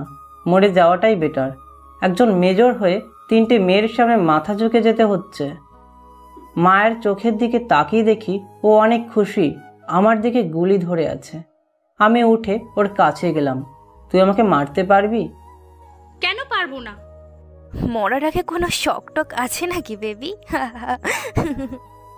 বল বল, আমরা এতটাও নির্দয় না, কি শখ আছে বল। আমার শখ হচ্ছে। কি শখ? তুই নিজের হাতে আমাকে মারবি, অন্য কেউ না। এটা কোনো কথা? গুলি কর। মরার এত শখ নাকি? ওকে পাঠাচ্ছি তাহলে। মায়া আমাকে গুলি করতে আসবে, অমনি ওকে ঘুরিয়ে পিছন থেকে জড়িয়ে ধরে। ছোটবেলায় এত মোটা ছিলি, যার কারণে এখনকার চেহারা আর ছোটবেলার চেহারার মিল নেই। যদি জানতাম তুই আমার সেই গোলুমুলো মায়া, তাহলে তো। এই তোরা দেখছিস কি? ছাড়া আমাকে। এই কুত্তা, তোর সেই ছোটবেলার সোহান নাকি? না, চিনি না আমি কাউকে, আগে আমাকে ছাড়া। রিয়া, তোমরা যত তাড়াতাড়ি পারো এখান থেকে চলে যাও, এক্ষুনি পুলিশ চলে আসছে। মায়া? মায়ের চিন্তা করো না, ওকে আমার সাথে নিয়ে যাব। না রিয়া, আমি তোদের সাথে যাব, এটাকে শেষ করে দে। আমার এত পেঁচাল ভালো লাগছে না। তুই সত্যি আমাকে মারতে পারবি? কেন পারবো না? ওকে, তাহলে মার। ওকে ছেড়ে দিয়ে সামনে এসে দাঁড়ালাম। গুড বাই, ভালো থাকিস ওপরে। যখনই আমাকে গুলি করতে যাবে অমনি দেখলো পুলিশের গাড়ি আসছে। মুখ খুলিস না, খুললে শেষবারের মতো ঘুম পাড়িয়ে দেব। এটা বলে ও পালিয়ে গেল। আমি ঠিক ওখানটায় দাঁড়িয়ে রইলাম। রাহাত ভাই এসে আমার হাত ধরল। সোহান, এগুলো কি? মুখে মাস্ক দেয়া ভাই, চিনি না। ওদের ধরতে পারিস নাই? ভাই ওদের হাতে গান ছিল আর আমি আসছি, অনেক দেরি হয়ে গেছে। আচ্ছা, আমি দেখছি, তুই চলে যা। আমাকে দরকার পড়লে বলো। আচ্ছা, সময় করে অফিসে আসিস, কথা আছে। ওকে। আমি গাড়ি নিয়ে বাড়ি চলে আসলাম। রুমে ঢুকতে মামি আসলো। তোর শার্টে রক্ত কেন? কিছু না মামি, রাস্তায় পড়ে গেছিলাম। মিথ্যা বলছিস, এটা তোর চোখ বলে দিচ্ছে। কিছু না মামি, মন খারাপ। এখন যাও। হয়েছে, মন খারাপ করতে হবে না। আমি তোর মায়ের মতো। আমার মেয়ে কি করছে বল? কিছু না। তুই তো আমাকে তোর নিজের মায়ের মতো মনে করিস না, তাই বলছিস না আর কি। ওকে, যাচ্ছি। হয়েছে, আর ইমোশনাল ব্ল্যাকমেল করতে হবে না, বসো। বল, কি করেছে ও? এখানের এমপিকে চেনো? কেন? ওই এমপিকে আজ খুন করেছে মায়া। তুই কিছু খেয়েছিস নাকি? কি বলছিস এসব? সত্যি বলছি মামি, আমার সামনে ওরা 3 জনে এমপিকে মার্ডার করেছে। পুলিশ কিছু জানতে পেরেছে নাকি? না মামি। প্লিজ বাবা, পুলিশ কিছু বলিস না, না হলে আমার মেয়েকে জেলে যেতে হবে। ওর ভবিষ্যৎ এখনো পড়ে রয়েছে। আরে মামি, কি করছো? কাউকে কিছু বলিনি, তোমাকে চিন্তা করতে হবে না। আমি ওকে ঠিক করে নেব। তুমি গিয়ে নিশ্চিন্তে ঘুমাও। বাবা, আমার খুব ভয় করতেছে। আরে আমি আছি তো, তোমার ভয় পেতে হবে না। আচ্ছা, যাচ্ছি। মায়ার নাম্বারটা দাও। কেন, তোর কাছে নেই? না। মনে নেই? আমার তবে একটু বস, আমি নিয়ে আসতেছি। তারপর মামি মায়ের নাম্বার এনে দিল। মোবাইলে মায়ের নাম্বার তুলে যখনই ফোন করতে যাব তখনই আমার মোবাইলে অন্য একটা ফোন আসলো। অনেক দিন পর দেখি রিয়াদ ফোন দিল। সাথে সাথে রিসিভ করলাম। এরপর যেটা বলল সেটা শুনে অবাক হয়ে গেলাম। কি খবর বন্ধু? তুই তো ওখানে গিয়ে সব ভুলে গেছিস শালা। আরে ওরকম কিছু না। কেমন আছিস তোরা? ভালো নয় ভাই, আসলে একটা সমস্যা হয়ে গেছে। কি হয়েছে ভাই? তোমার হাফের সাথে বেইমানি করেছে। কি বলিস বেটা? বিশ্বাস হয় না, ফাজলামি করিস না। কি হয়েছে সত্যিটা বল। সত্যি ভাই, রাফির অবস্থা অনেক খারাপ। ও অনেকগুলো ঘুমের ওষুধ খেয়ে ফেলেছে, এখন হসপিটালে। ওকে, আমাকে আসতে হবে নাকি? এত দূর থেকে এসে লাভ কি? একটা কথা বলি। বল। অফিস থেকে 1 সপ্তাহের ছুটি নিয়ে রাফিকে নিয়ে চট্টগ্রামে চলে আয়। তুই অফিসে এমনিতেই নেই বেটা, তার ওপরে যদি ছুটির কথা বলি তাহলে কথা শুনতে হবে। আরে বেটা, আব্বুর বন্ধু রায়হান আঙ্কেলকে বল আমি বলেছি। রাফি একটু সুস্থ হলে ওকে নিয়ে কাল চলে আসিস। এসে ফোন দিস আমাকে। ওখানে গিয়ে কোথায় থাকবো? আরে বেটা, তুই চলে আয়, থাকার জায়গা আমি ঠিক করে নেব। ওকে। আমি কল কেটে আম্মুকে ফোন দিলাম। 2-3 বার কল ঢোকার পর ধরল। আসসালামু আলাইকুম। ওয়ালাইকুম আসসালাম। কেমন আছিস বাবা? ভালো, তুমি কেমন আছো আম্মু? তুই কোথায় গেছিস একটু বললে কি হতো? আমি শান্তি মতো ঘুমাতে পারছি না। একটা বড় অপারেশনে আছি আম্মু, শেষ হলে চলে আসব। এবার আসলে তোকে আর কোথাও যেতে দেব না। তোকে পুলিশে চাকরি করতে হবে না, চলে আয়। আরে মা, রাগ করো না, চলে আসব। বাবা কোথায়? তোর বাবা আর কোথায় থাকবে? রুমে অনেক টায়ার্ড হয়ে ঘুমিয়ে গেছে। এত বড় অফিস একজনে সামলাতে হিমশিম খেয়ে যাচ্ছে। তো তোমার ঘরে একটা ডাইনি বসে আছে, ওকে সাথে নিয়ে যেতে বলো। ও তো এখনো ছোট। এআইসে ছোট, ওর বয়স 18 চলছে। আমার মেয়ে এখনো ছোট, তুই করবি অফিস? ও না। আমি তো তোমার নিজের ছেলে না, ওই কুত্তি তোমার নিজের মেয়ে। বাহ বাহ। কি বললি তুই? কয় কি? কুত্তি কাকে বলছিস? হ্যালো হ্যালো ভাই, আসছি আসছি আসছি। আস্তে করে মোবাইল অফ করে দিলাম। কি বলতে কি বলে ফেলি নিজেই জানি না। দূর, কিচ্ছু ভালো লাগে না। কাপড় চোপড় পাল্টে ফ্রেশ হয়ে আসলাম। একবার ভাবলাম মায়ের নাম্বারে কল দেব নাকি দেব না। পরে এত কিছু না ভেবে শান্তিমতো ঘুম দিলাম। সেহরির সময় সেহরি খেয়ে আবার ঘুম দিলাম। দুপুরে উঠে নামাজ পড়ে বসে বসে কিছুক্ষণ মোবাইল টিপলাম। এরপর বাস স্টপে গেলাম। 1 ঘন্টা অপেক্ষা করার পর 2 বন্ধা বাস থেকে নামলো। রাফির চোখগুলো গুটগুটে লাল হয়ে আছে। আমি গাড়িতে বসিয়ে গাড়ি স্টার্ট দিলাম। কিরে রাফি, কি হয়েছে তোর? ভাই সব মেয়ে একই, তোমাকা তো ভালো ছিল, এখন একটা বড়লোক ছেলে পেয়েছে, আমাকে ফেলে ওই ছেলেকে নিয়ে বিয়ে করে ফেলেছে। সব মেয়ে একই না, আবার সব ছেলেও একই না। শোন, আমরা কীরকম জানিস? ভিতরে সুন্দর না দেখে বাইরের সৌন্দর্য দেখে প্রেম করি, তাই আমাদের এরকম হয়। তোকে তোমার সাথে প্রেম করার আগে কি বলেছিলাম মনে আছে? না। রিয়াদ, তোর মনে আছে? না তো। রাফি যখন প্রথম তোমাকে দেখে আমি কি বলেছিলাম জানিস? রাফি তোমার ফিগারের সৌন্দর্য প্রশংসা দেখে প্রেম করছিল। আমি ওকে অনেকবার বলেছি মেয়েটা ভালো না, ও আমার কথায় পাত্তা দিত না। আর মেয়েটাকে পটাইতেও রাফিজ তেমন কষ্ট করতে হয়নি। শোন দোস্ত, যেই জিনিস যত সহজে পাবি ওই জিনিস তত সহজে হারিয়ে যাবে। তখন তো বুঝতে পারিনি ভাই। মনে আছে কলেজে সীমা নামে একটা মেয়ে তোকে প্রপোজ করেছিল? কেন? ওকে রিজেক্ট করলি কি জন্য বল? গাইয়া টাইপের ছিল তাই। বন্ধু, তোর বাবার কোনো দিক দিয়েই টাকার অভাব নেই। মেয়েটা তোকে অনেক ভালোবাসতো, আর তুই চাইলে ওকে তোর মতো করে চালাতে পারতি। কিন্তু না, তুই আসল সোনা ফেলে নকল সোনার পিছনে দৌড়াচ্ছিলি, তাই আজ তোর এমন দশা। আমার জানার মতে এখানে রাফির দোষ। শালা তোরটা কতদিন থেকে দেখবো? আমার জিনিসের দিকে তাকাস না, চোখ তুলে নেব। তোরটা একটা পুরো গাইয়া, সারাদিন বোরকা পরে থাকে, কথা পর্যন্ত ঠিক মতো বলতে পারে না। বলতে হবে না, কিছুদিন পর ওকে বিয়ে করব। সারা দাওয়াত খেতে আসিস। হাত পর্যন্ত ধরতে দেয় না, আসছে বিয়ে করতে। বাসর ঘরে মশা মারা ছাড়া কিছুই করতে পারবি না। ও আচ্ছা, তাই নাকি? শোন, বাসর রাতে আমাদের রুমের সামনে গিয়ে কান পেতে থাকিস, তারপর বুঝতে পারবি মশা মারি নাকি বিড়াল মারি। আসছে বিড়াল মারা দেখবো কি বা শিরিষ। ভিডিও বানাবো নাকি তোর জন্য? শালা দুই লুচ্চা, কথা বলা বন্ধ কর, আর একটা কথা বললে গাড়ি থেকে ফেলে দেব। লুচ্চা কে সেটা তুই তো খুব ভালো করেই জানিস বন্ধু। শালা তুই আমার থেকে বড় লুচ্চা। ভাই প্লিজ তোদের বকবাস বন্ধ কর। আমি মোবাইলটা বের করে মায়ার নাম্বারে কল দিলাম। কিছু সময় পর রিসিভ করলো। কেমন আছিস? কে তুই? তুই তো কারি করছিস কেন? নাটক করা বন্ধ কর। আমার একটা ফ্ল্যাট লাগবে, খুঁজে দিতে পারবি নাকি পারবি না ওটা বল। আগে কে তুই ওটা বল, এরপর সাহায্য করতে রাজি আছি। এই দেখ, এত পেঁচাল করার সময় নেই, কথা না বাড়িয়ে খুঁজে দিতে পারলে বল, না হলে না। আহারে, বেচারা রাগ করার কিছু না, চলে আয় আমাদের মেসে, একসাথে থাকবো। থু, ওইসব পাগল ছাগলদের সাথে থাকা অসম্ভব।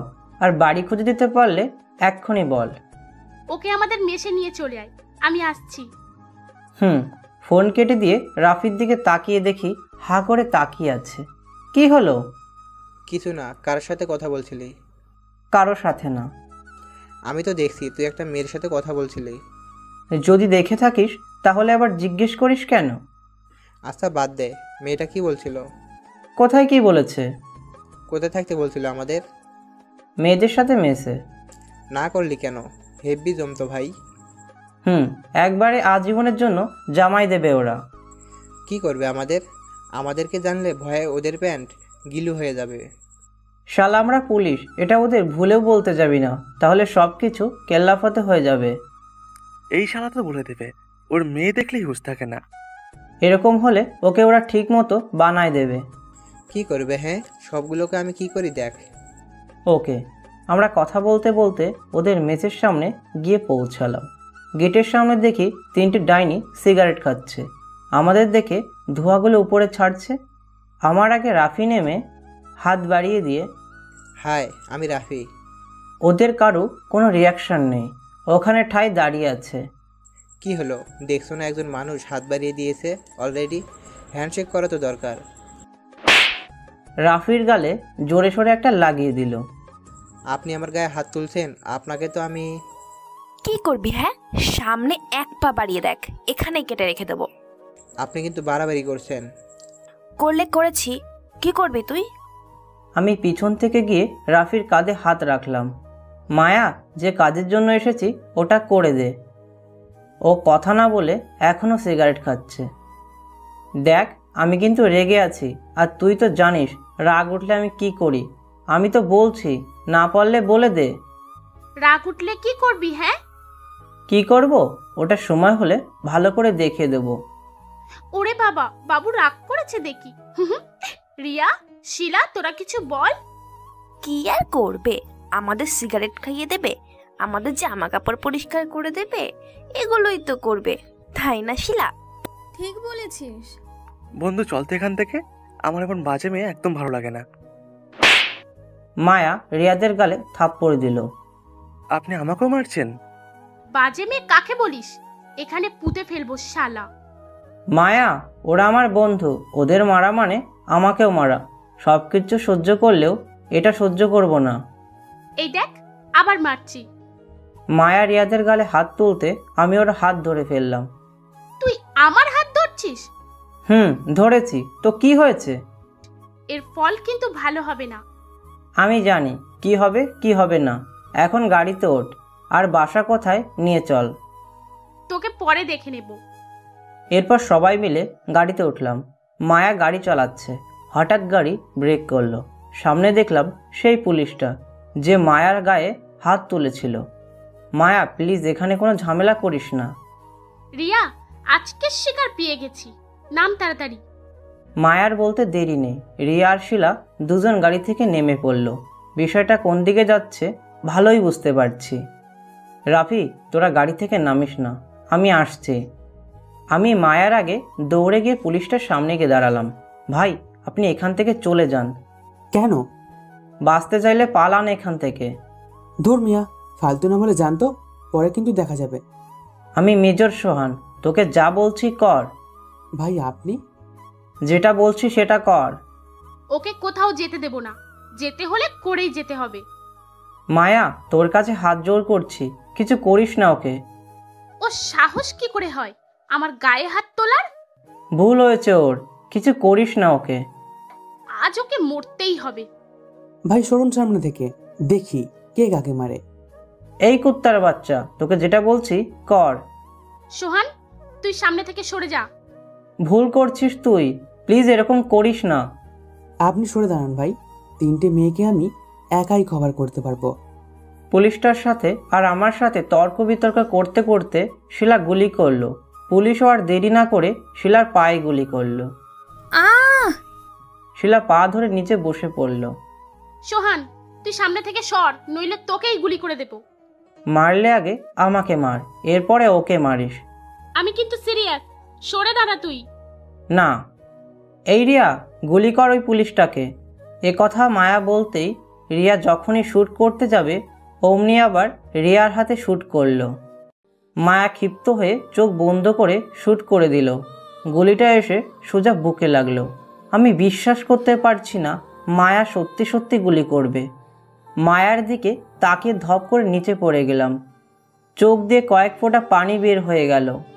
কিছুটা দূরে দেখি রিয়াদার রাফি দৌড়ে আসছে।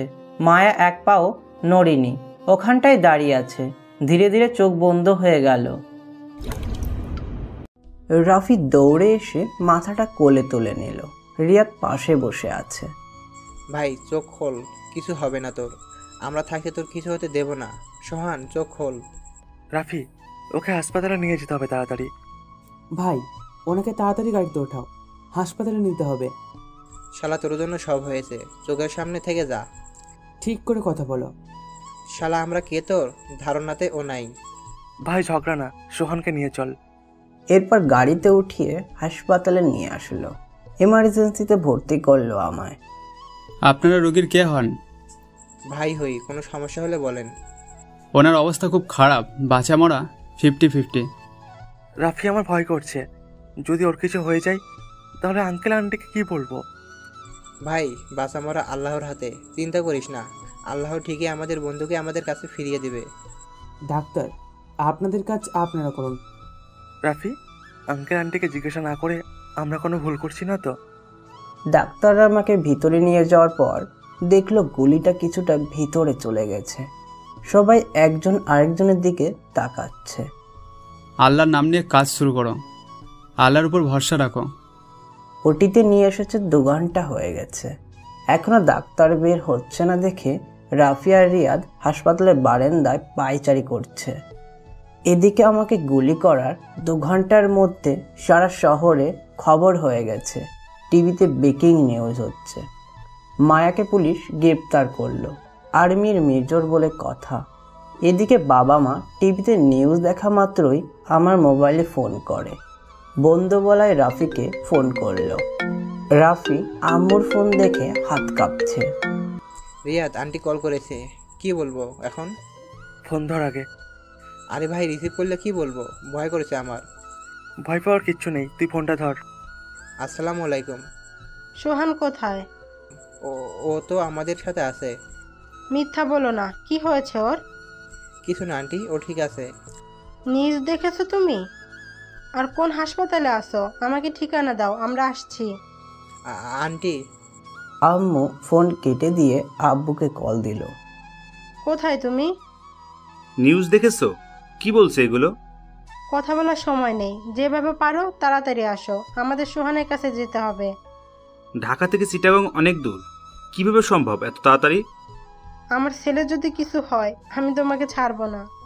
আচ্ছা আমি আসছি, তুমি চিন্তা করো না। হেলিকপ্টার ঠিক করো।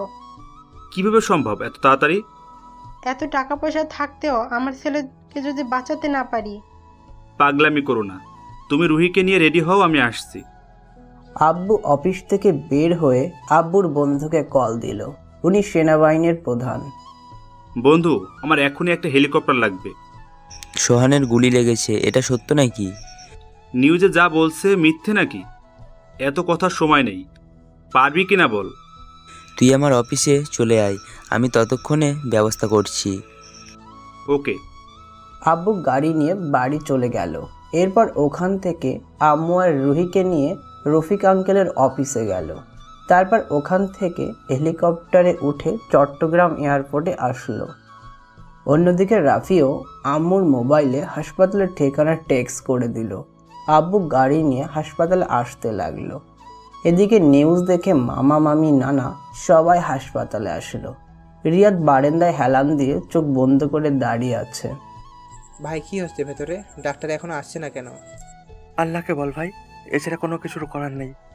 সোহানের যদি কিছু হয় ওই মেয়েকে আমি নিজের হাতে খুন করব। এসব কথা বন্ধ কর, সোহানের কিচ্ছু হবে না।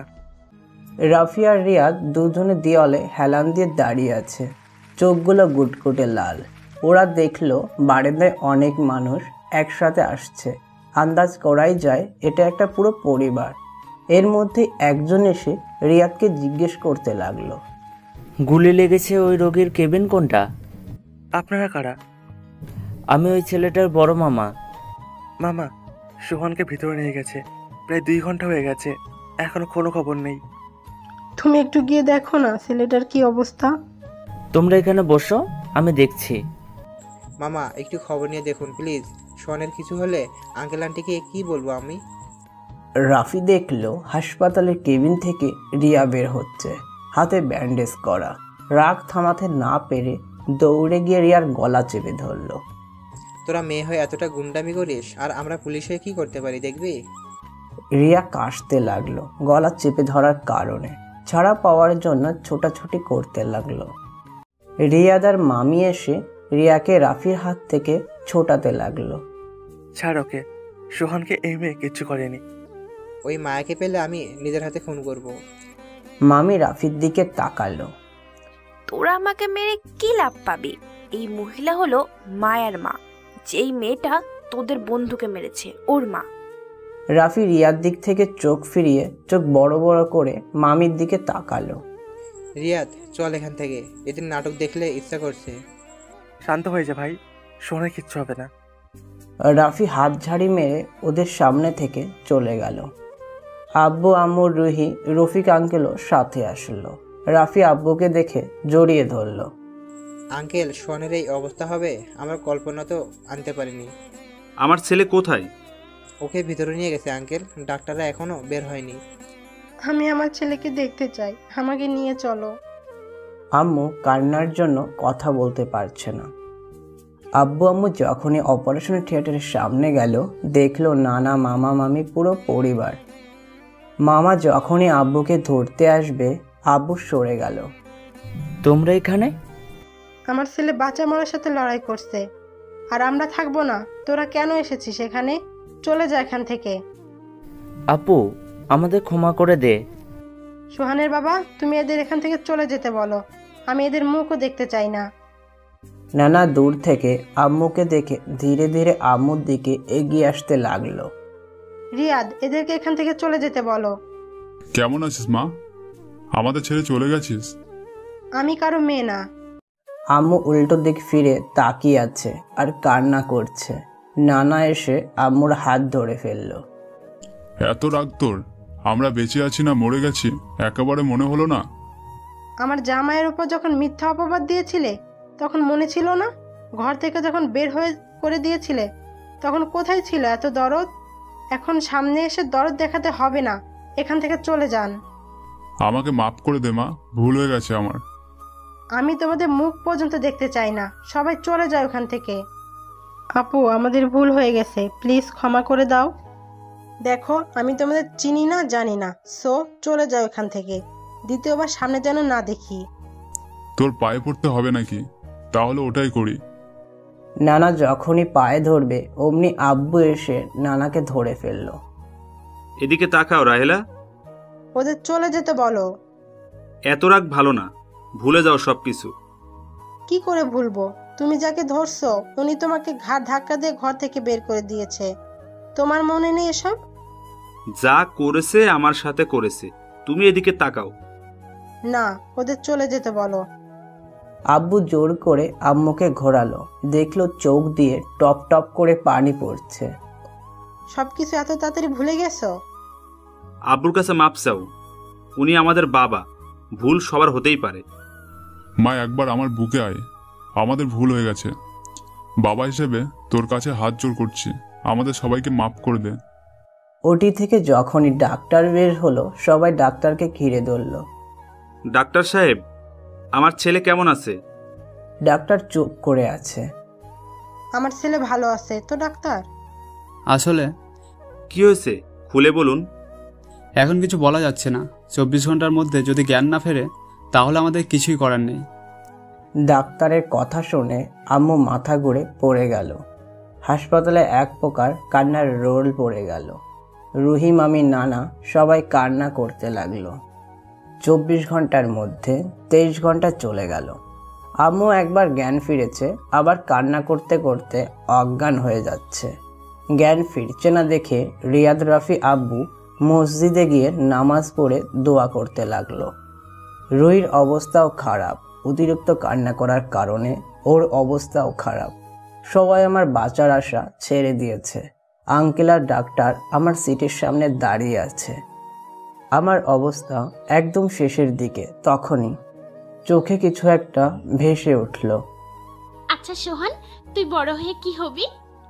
একজন দক্ষ সৈনিক হব, দেশকে রক্ষা করব। না, তুই আমার বর হবি, তোকে কিছু করতে হবে না, বসে বসে খাবি শুধু। কেন? আমি চাকরি করব আর তুই শুধু আমার দেখাশোনা করবি আর বেশি বেশি ভালোবাসবি। ওই মুটকি, কি বলিস এগুলো? তোর মুখ থেকে যেটা শুনি সেটাই আমার ভালো লাগে। পাগলি কোথাকার। আমাকে ছেড়ে কোথাও যাস না। যদি তোকে ছেড়ে যেতে হয় তখন কি করব? না, তোর যদি কিছু হয় আমি নিজেকে নিজে শেষ করে দেব। ও মা, এতটা নামার জন্য? দেখি তোর হাত তুই নিজে কাট। এটা করলে ভালোবাসবি তো? তুই এখনো পিচ্ছি, ভালোবাসা বুঝিস? বুঝি। এখন বল, হাত কাটলে ভালোবাসবি তো? পাগলি, সাহস আছে নাকি? দেখ, তোর জন্য আমি মরতেও পারি। পাশে একটা ফল কাটার চাকু ছিল, ওটা হাতে বসিয়ে যখনই টান দেবে অমনি আমি না বলে চিৎকার করে উঠে বসলাম। আশেপাশে তাকিয়ে দেখে বুঝতে পারলাম আমি হাসপাতালে। চোখ দিয়ে পানি পড়ছে। পাশে দেখলাম আঙ্কেল আমার জ্ঞান ফেরার কথা শুনে সবাই হুড়মুড় করে আমার রুমে ঢুকে পড়ল। সবার দিকে ভালো করে তাকিয়ে দেখলাম। এই মুহূর্তে আমার মন যাকে দেখার জন্য ছটপট করছে সে নেই। মন খারাপ হয়ে গেল। পাশে দেখি রিয়াদ দাঁড়িয়ে আছে। অসুস্থ শরীর নিয়েই রিয়াদকে ইশারায় ডাকলাম। মায়া কোথায়? রিয়াদ আমার কথা শুনে বড় বড় চোখ করে তাকালো। যেখানে থাকার কথা সেখানে। কোথায় সেটা বল। কারাগারে। এখনই যা আর ওকে নিয়ে আয়। তুই ঠিক আছিস? তাড়াতাড়ি যা, ওকে নিয়ে আয়। মাসুদ ভাইকে বলিস ওর নামে আমার কোনো কমপ্লেন নেই, সেহেতু ওকে ছেড়ে দিতে। আচ্ছা, আমি যাচ্ছি। রিয়াদ চলে যাওয়ার পর সবাই আমার দিকে হা করে তাকিয়ে আছে। কিছুটা দূরে আম্মু দাঁড়িয়ে দাঁড়িয়ে কান্না করছে। আম্মু আম্মু আমার ডাক শুনে আমার কাছে আসলো, এসে কান্না শুরু করলো। তোকে এখানে আসতে কতবার বারণ করেছি, তুই কোনো আমার কথা শুনিস না। তোর কিছু হলে আমি কি নিয়ে থাকতাম? কিছু হয়নি তো, চিন্তা করতে হবে না। যদি কিছু হয়ে যেত তখন কি করতাম? তোমার মেয়েকে নিয়ে থাকতে আর কি। এটা বলতেই আম্মু আমাকে মারতে হাত তুললো। অমনি, আম্মু আমি অসুস্থ, এখন না, পরে মেরো। তোকে আমি কি বলছি আর তুই কি বলছিস? কে করেছে তোর এই অবস্থা? কেউ না, আমার অবস্থার জন্য আমি নিজেই দায়ী। যে মেয়ে তোর এই অবস্থা করছে আমি তাকে জেলে পচিয়ে মারবো। ঠান্ডা হও আম্মু, কাউকে কিছু করতে হবে না তোমার। আমার ছেলের গায়ে হাত তোলা ওকে বুঝিয়ে দেব। আম্মু আমার বুকে ব্যথা করছে, কথা বলতে পারছি না। আপনারা সবাই বাইরে যান, রোগীকে চেক আপ করতে হবে। সবাই বের হয়ে গেল। এরপর ডাক্তাররা চেক করে আমাকে ঘুমের ইঞ্জেকশন দিয়ে ঘুম পাড়িয়ে দিল। এদিকে রিয়াদ মায়াকে ছাড়ানোর জন্য থানায় গেল। সোজা গিয়ে মাসুদ ভাইয়ের রুমে ঢুকলো। কেমন আছেন ভাই? ভালো, তুমি কেমন আছো? ভালো। সোহানের কি অবস্থা? আল্লাহর রহমতে এখন ভালোই আছে। যেটার জন্য আসছি ভাই তা হলো। কি ভাই, সোহান বলেছে মায়াকে নিয়ে যেতে। ও পাগল হয়ে গেছে নাকি? এটা মার্ডারকে, তাও আবার মেজরকে মারতে চেয়েছে। ভাই, সোহান বলেছে ওর কোনো কমপ্লেন নেই মায়ের প্রতি। আচ্ছা চল, আমিও যাব। মাসুদ মায়াকে কারাগার থেকে বের করে গাড়িতে বসিয়ে রিয়াদ সহ হাসপাতালে আসলো। সবাই আমার কেবিনের পাশে দাঁড়িয়ে আছে। এর মধ্যে মাসুদ ভাই মায়াকে নিয়ে সবার সামনে আসলো। মায়াকে দেখে রাফি দৌড়ে যেতেই রিয়াদ এসে ধরে ফেললো। স্যার, আমাকে, এই মেয়েকে আমি মেরে ফেলবো। শান্ত হও ভাই। আন্টি, সোহানকে। রাফিকে আর কথা বলতে না দিয়ে রিয়াদ কথা ঘুরিয়ে ফেললো। আন্টি, ও হলো সোহানের বন্ধু, সোহান ওকে দেখতে চেয়েছে। মামা মামি সবাই হা করে রিয়াদের দিকে তাকিয়ে আছে। রিয়াদ ওসব তোয়াক্কা না করে রাফিকে নিয়ে একটু আড়ালে গেল। তুই কি বলছিলি এগুলো? যেটা সত্যি সেটাই তো বলছিলাম। তুই পাগল নাকি? সোহান ওই মেয়েকে মনে হয় ভালোবাসে। আন্টি যদি জানে ওই মেয়ে সোহানকে মারতে চেয়েছিল তাহলে কি হবে একবার ভেবে দেখেছিস? কাউকে কিচ্ছু বলার দরকার নেই। তুই কেমনে বুঝলি সোহান মায়াকে ভালোবাসে? মনে করে দেখ, সোহান জ্ঞান ফেরার পর এদিক ওদিক কাউকে খুঁজছিল, কিন্তু পরে কাউকে দেখতে না পেয়ে মুখটা ছোট হয়ে গেছিল। তাও ঠিক। ও আমাকে কাছে রেখে কি বলেছিল জানিস? কি? মায়ের প্রতি ওর কোনো রকম কমপ্লেন নেই, আর মায়াকে ওর কাছে নিয়ে যেতে বলেছিল। আচ্ছা ঠিক আছে, কাউকে কিছু বলবো না, এখন চল। এদিকে আম্মু মায়ার দিকে বারবার তাকাচ্ছিল। মায়া চেয়ারে বসে আছে, কেউ ওর সাথে কথা বলছে না। আম্মু গিয়ে ওর পাশে বসলো। আমার ছেলেকে কত দিন থেকে চেনো? চুপ করে আসো কেন? উত্তর দাও। ছোট থেকে। কে তুমি? বলো, কে তুমি? রাহেলা, ও তোর ভাতিজা, তোর ভাইয়ের মেয়ে। আম্মু এবার বসা থেকে দাঁড়িয়ে ভালো করে দেখলো, এরপর একটা মুচকি হাসি দিয়ে আবার বসে মায়ের মাথা ধরে কপালে একটা চুমো খেলো। ওখানে বসারও তো সবাই অবাক হয়ে গেল।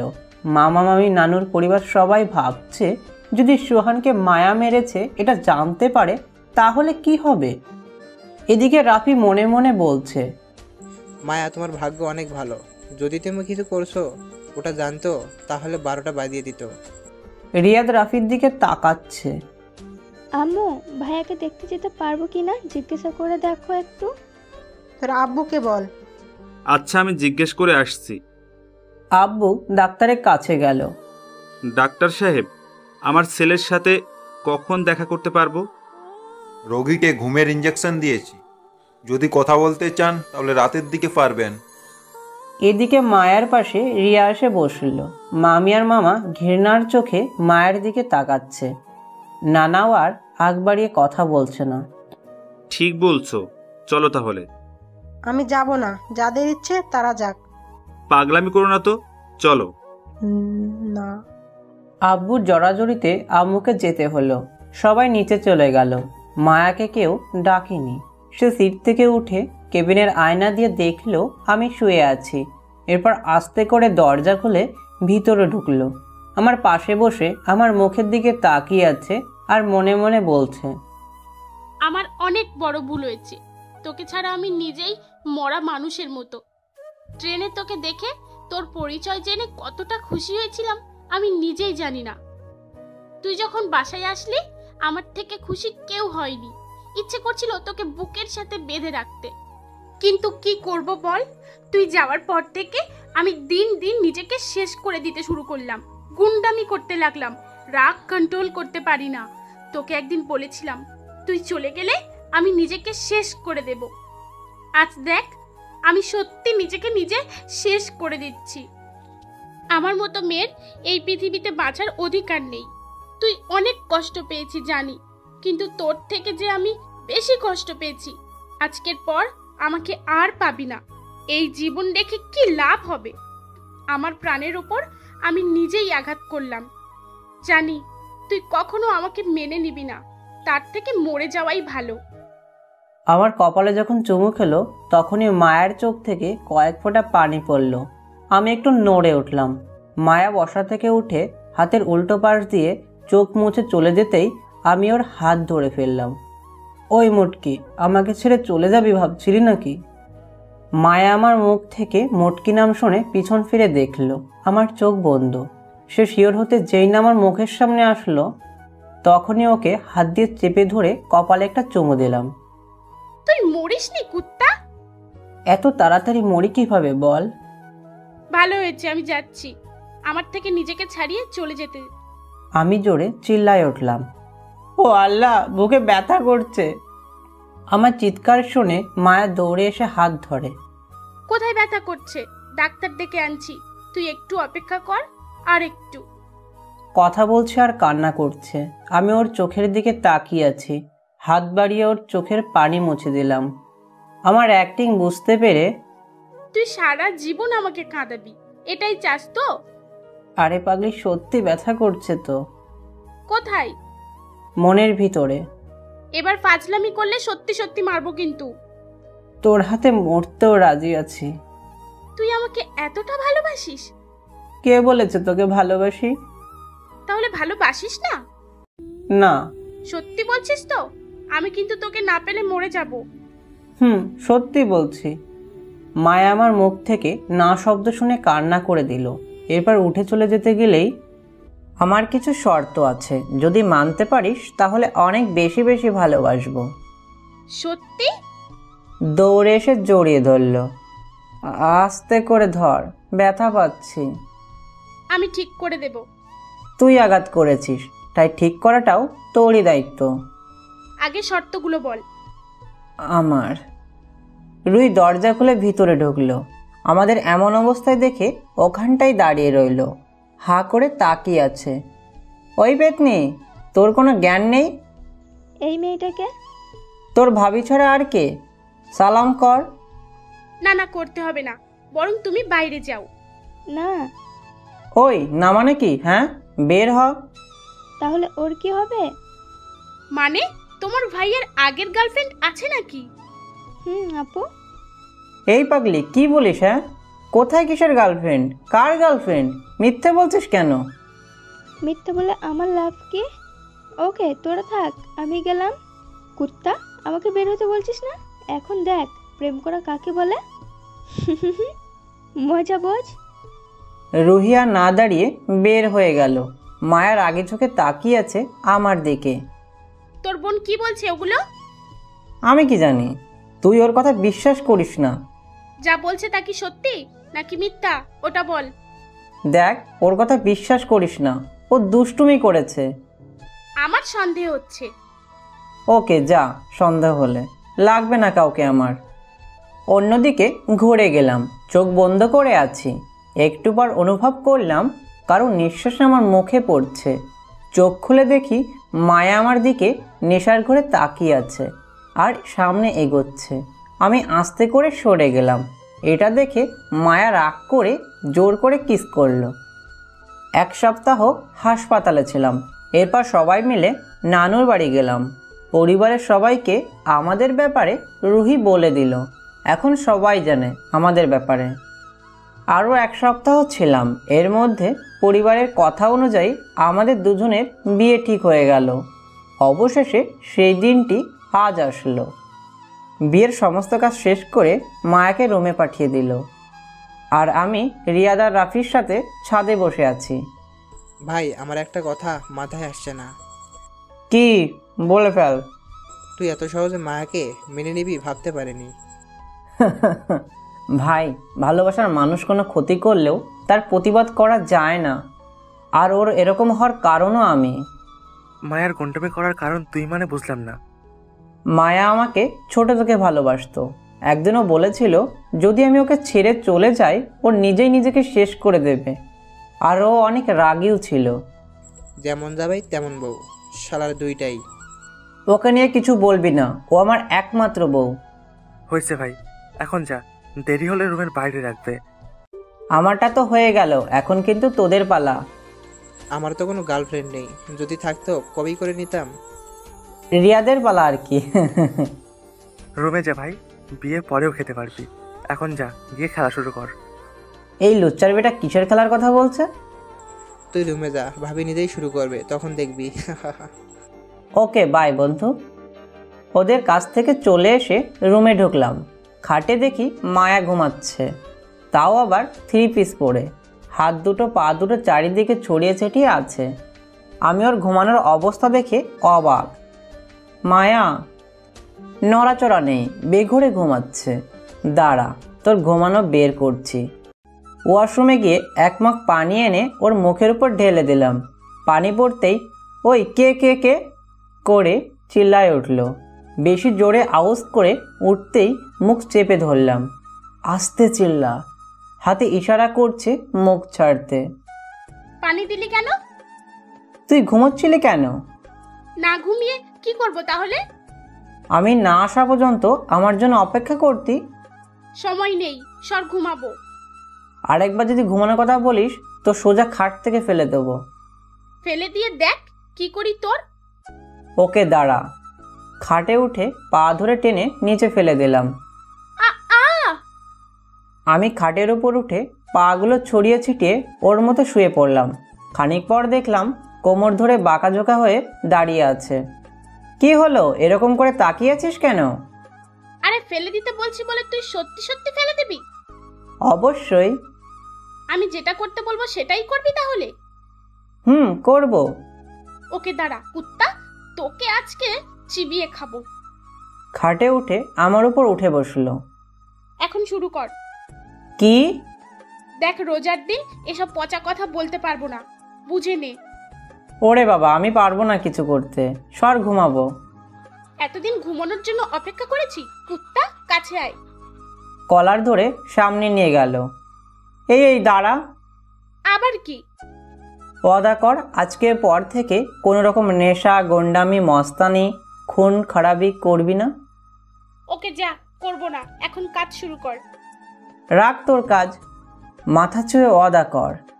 এই করলাম, আজকে থেকে কোনো রকম ঝগড়া করব না। আমার সব কথা শুনতে হবে। ওকে শুনবো, এখন শুরু করো। ওকে জানো। নানুর বাড়িতে আরও 2 দিন থেকে পুরো পরিবার আবার ঢাকা চলে আসার প্ল্যান করলাম। আজকে সকালে ট্রেন ছাড়বে। সবাই ট্রেনে উঠে গেল। আমি আর মায়া একটা কেবিন নিলাম। কেবিনে বসার পর মায়া এসে আমার কোলে শুয়ে পড়ল। কি হলো এটা? দেখতে পাচ্ছিস না? একটু টুকুস করে উঠতো, পরে আবার শুয়ে পড়িস। পারবো না। একটু আস্তে করে ওঠ। কুত্তা তুইও। মায়া উঠতে আমি ওর কোলে শুয়ে পড়লাম। শয়তান, তোর এই মতলব ছিল? ওই শোন না। কি বল? বলছি এভাবে তুই করে বললে আম্মু আব্বু অন্য চোখে দেখবে। আমি তুমি করে বলতে পারবো না। কথা কি ছিল? তুই না বলেছিস আমার সব কথা শুনবি? এটা ছাড়া সব পারবো। সর, কথা নেই তোর সাথে। কোল থেকে উঠে অন্য সিটে গিয়ে বসলাম। আমার পিছু পিছু মায়াও আসলো, পাশে বসে মাথাটা কোলে নিল। এরপর বলতে শুরু করলো। মনে আছে তোমার, যেদিন তোমাকে ট্রেনে দেখি তখন কতটা খুশি হয়েছিলাম, নিজেও বলতে পারবো না। তুমি চলে যাওয়ার পর প্রতিদিন কান্না করতাম, নিজেকে ঠিক রাখতে পারতাম না। তোমাকে ভুলে যাওয়ার জন্য অনেক নেশা করেছি, কিন্তু কাজ হয়নি। এরপর আস্তে আস্তে খুন খারাপি সবার সাথে ঝগড়া করতে শুরু করলাম, কিন্তু তোমাকে আবার ফিরে পাবো কখনো কল্পনাতেও আসেনি। তোমাকে এইট করার পর কতটা কান্না করেছিলাম জানি না। আল্লাহকে বলেছিলাম আমার প্রাণের বদলে তোমাকে বাঁচিয়ে দিতে। যেদিন তুমি আমাকে হাসপাতালে ভালোবাসার কথা বলেছিলে, তখন মনে হচ্ছিল পৃথিবীর সব থেকে সুখী মানুষটাই হলো আমি। আমি তোমাকে অনেক অনেক ভালোবাসি। প্লিজ আর কখনো ছেড়ে যেও না আমাকে। কখনো যদি ছেড়ে যাও তাহলে সত্যি সত্যি মরে। আর বলতে না দিয়ে মায়ার মুখে আঙুল দিয়ে লক করে দিলাম। চুপ থাক পেতনি, তুই আমার, আর সারা জীবন আমারই থাকবি। এই বুকে শুধু তোরই জায়গা। আমু তোকে অনেক অনেক ভালোবাসি। আমি তুমি করে বলছি, তুমিও তুমি করে বলো। ওকে বউ, এখন যত তাড়াতাড়ি পারো আমাদের বেবিকে নিয়ে আসো। এখন না। জি না, আমার তরফ থেকে তোমার বড় সারপ্রাইজ কি জানো? কি? প্রতি বছর তোমার জন্মদিনে এক একটা করে বাচ্চা গিফট দেব। এতগুলো বাচ্চা? এতগুলো বাচ্চা নিতে হবে। দেখা যাবে, এখন ঘুমাও, আমি তোমার মাথায় চুল টেনে দিচ্ছি। ভালো কথা বলেছো, রাতে তো ঘুমাতে পারিনি। ওই চুপ করো, তোমার পাঠক পাঠিকা শুনছে। ওদের কাজই তো এগুলো। না, আমার লজ্জা করছে, ওদের যেতে বলো। ওকে বউ। এই যে পাঠক পাঠিকারা, গল্প শেষ, এখন সবাই যার যার মতো রাস্তা মাপেন। হ্যালো বন্ধুরা, গল্পটা কেমন হয়েছে, এন্ডিংটা কেমন হয়েছে, সবাই সবার মতো করে কমেন্ট করবেন। আশা করি সবাই গঠনমূলক কমেন্ট করবেন। শুরু থেকে শেষ পর্যন্ত পাশে থেকে উৎসাহ দেওয়ার জন্য সবাইকে অনেক অনেক ধন্যবাদ ও ভালোবাসা জানাই। আশা করি গল্পটি সবার ভালো লেগেছে। ধন্যবাদ।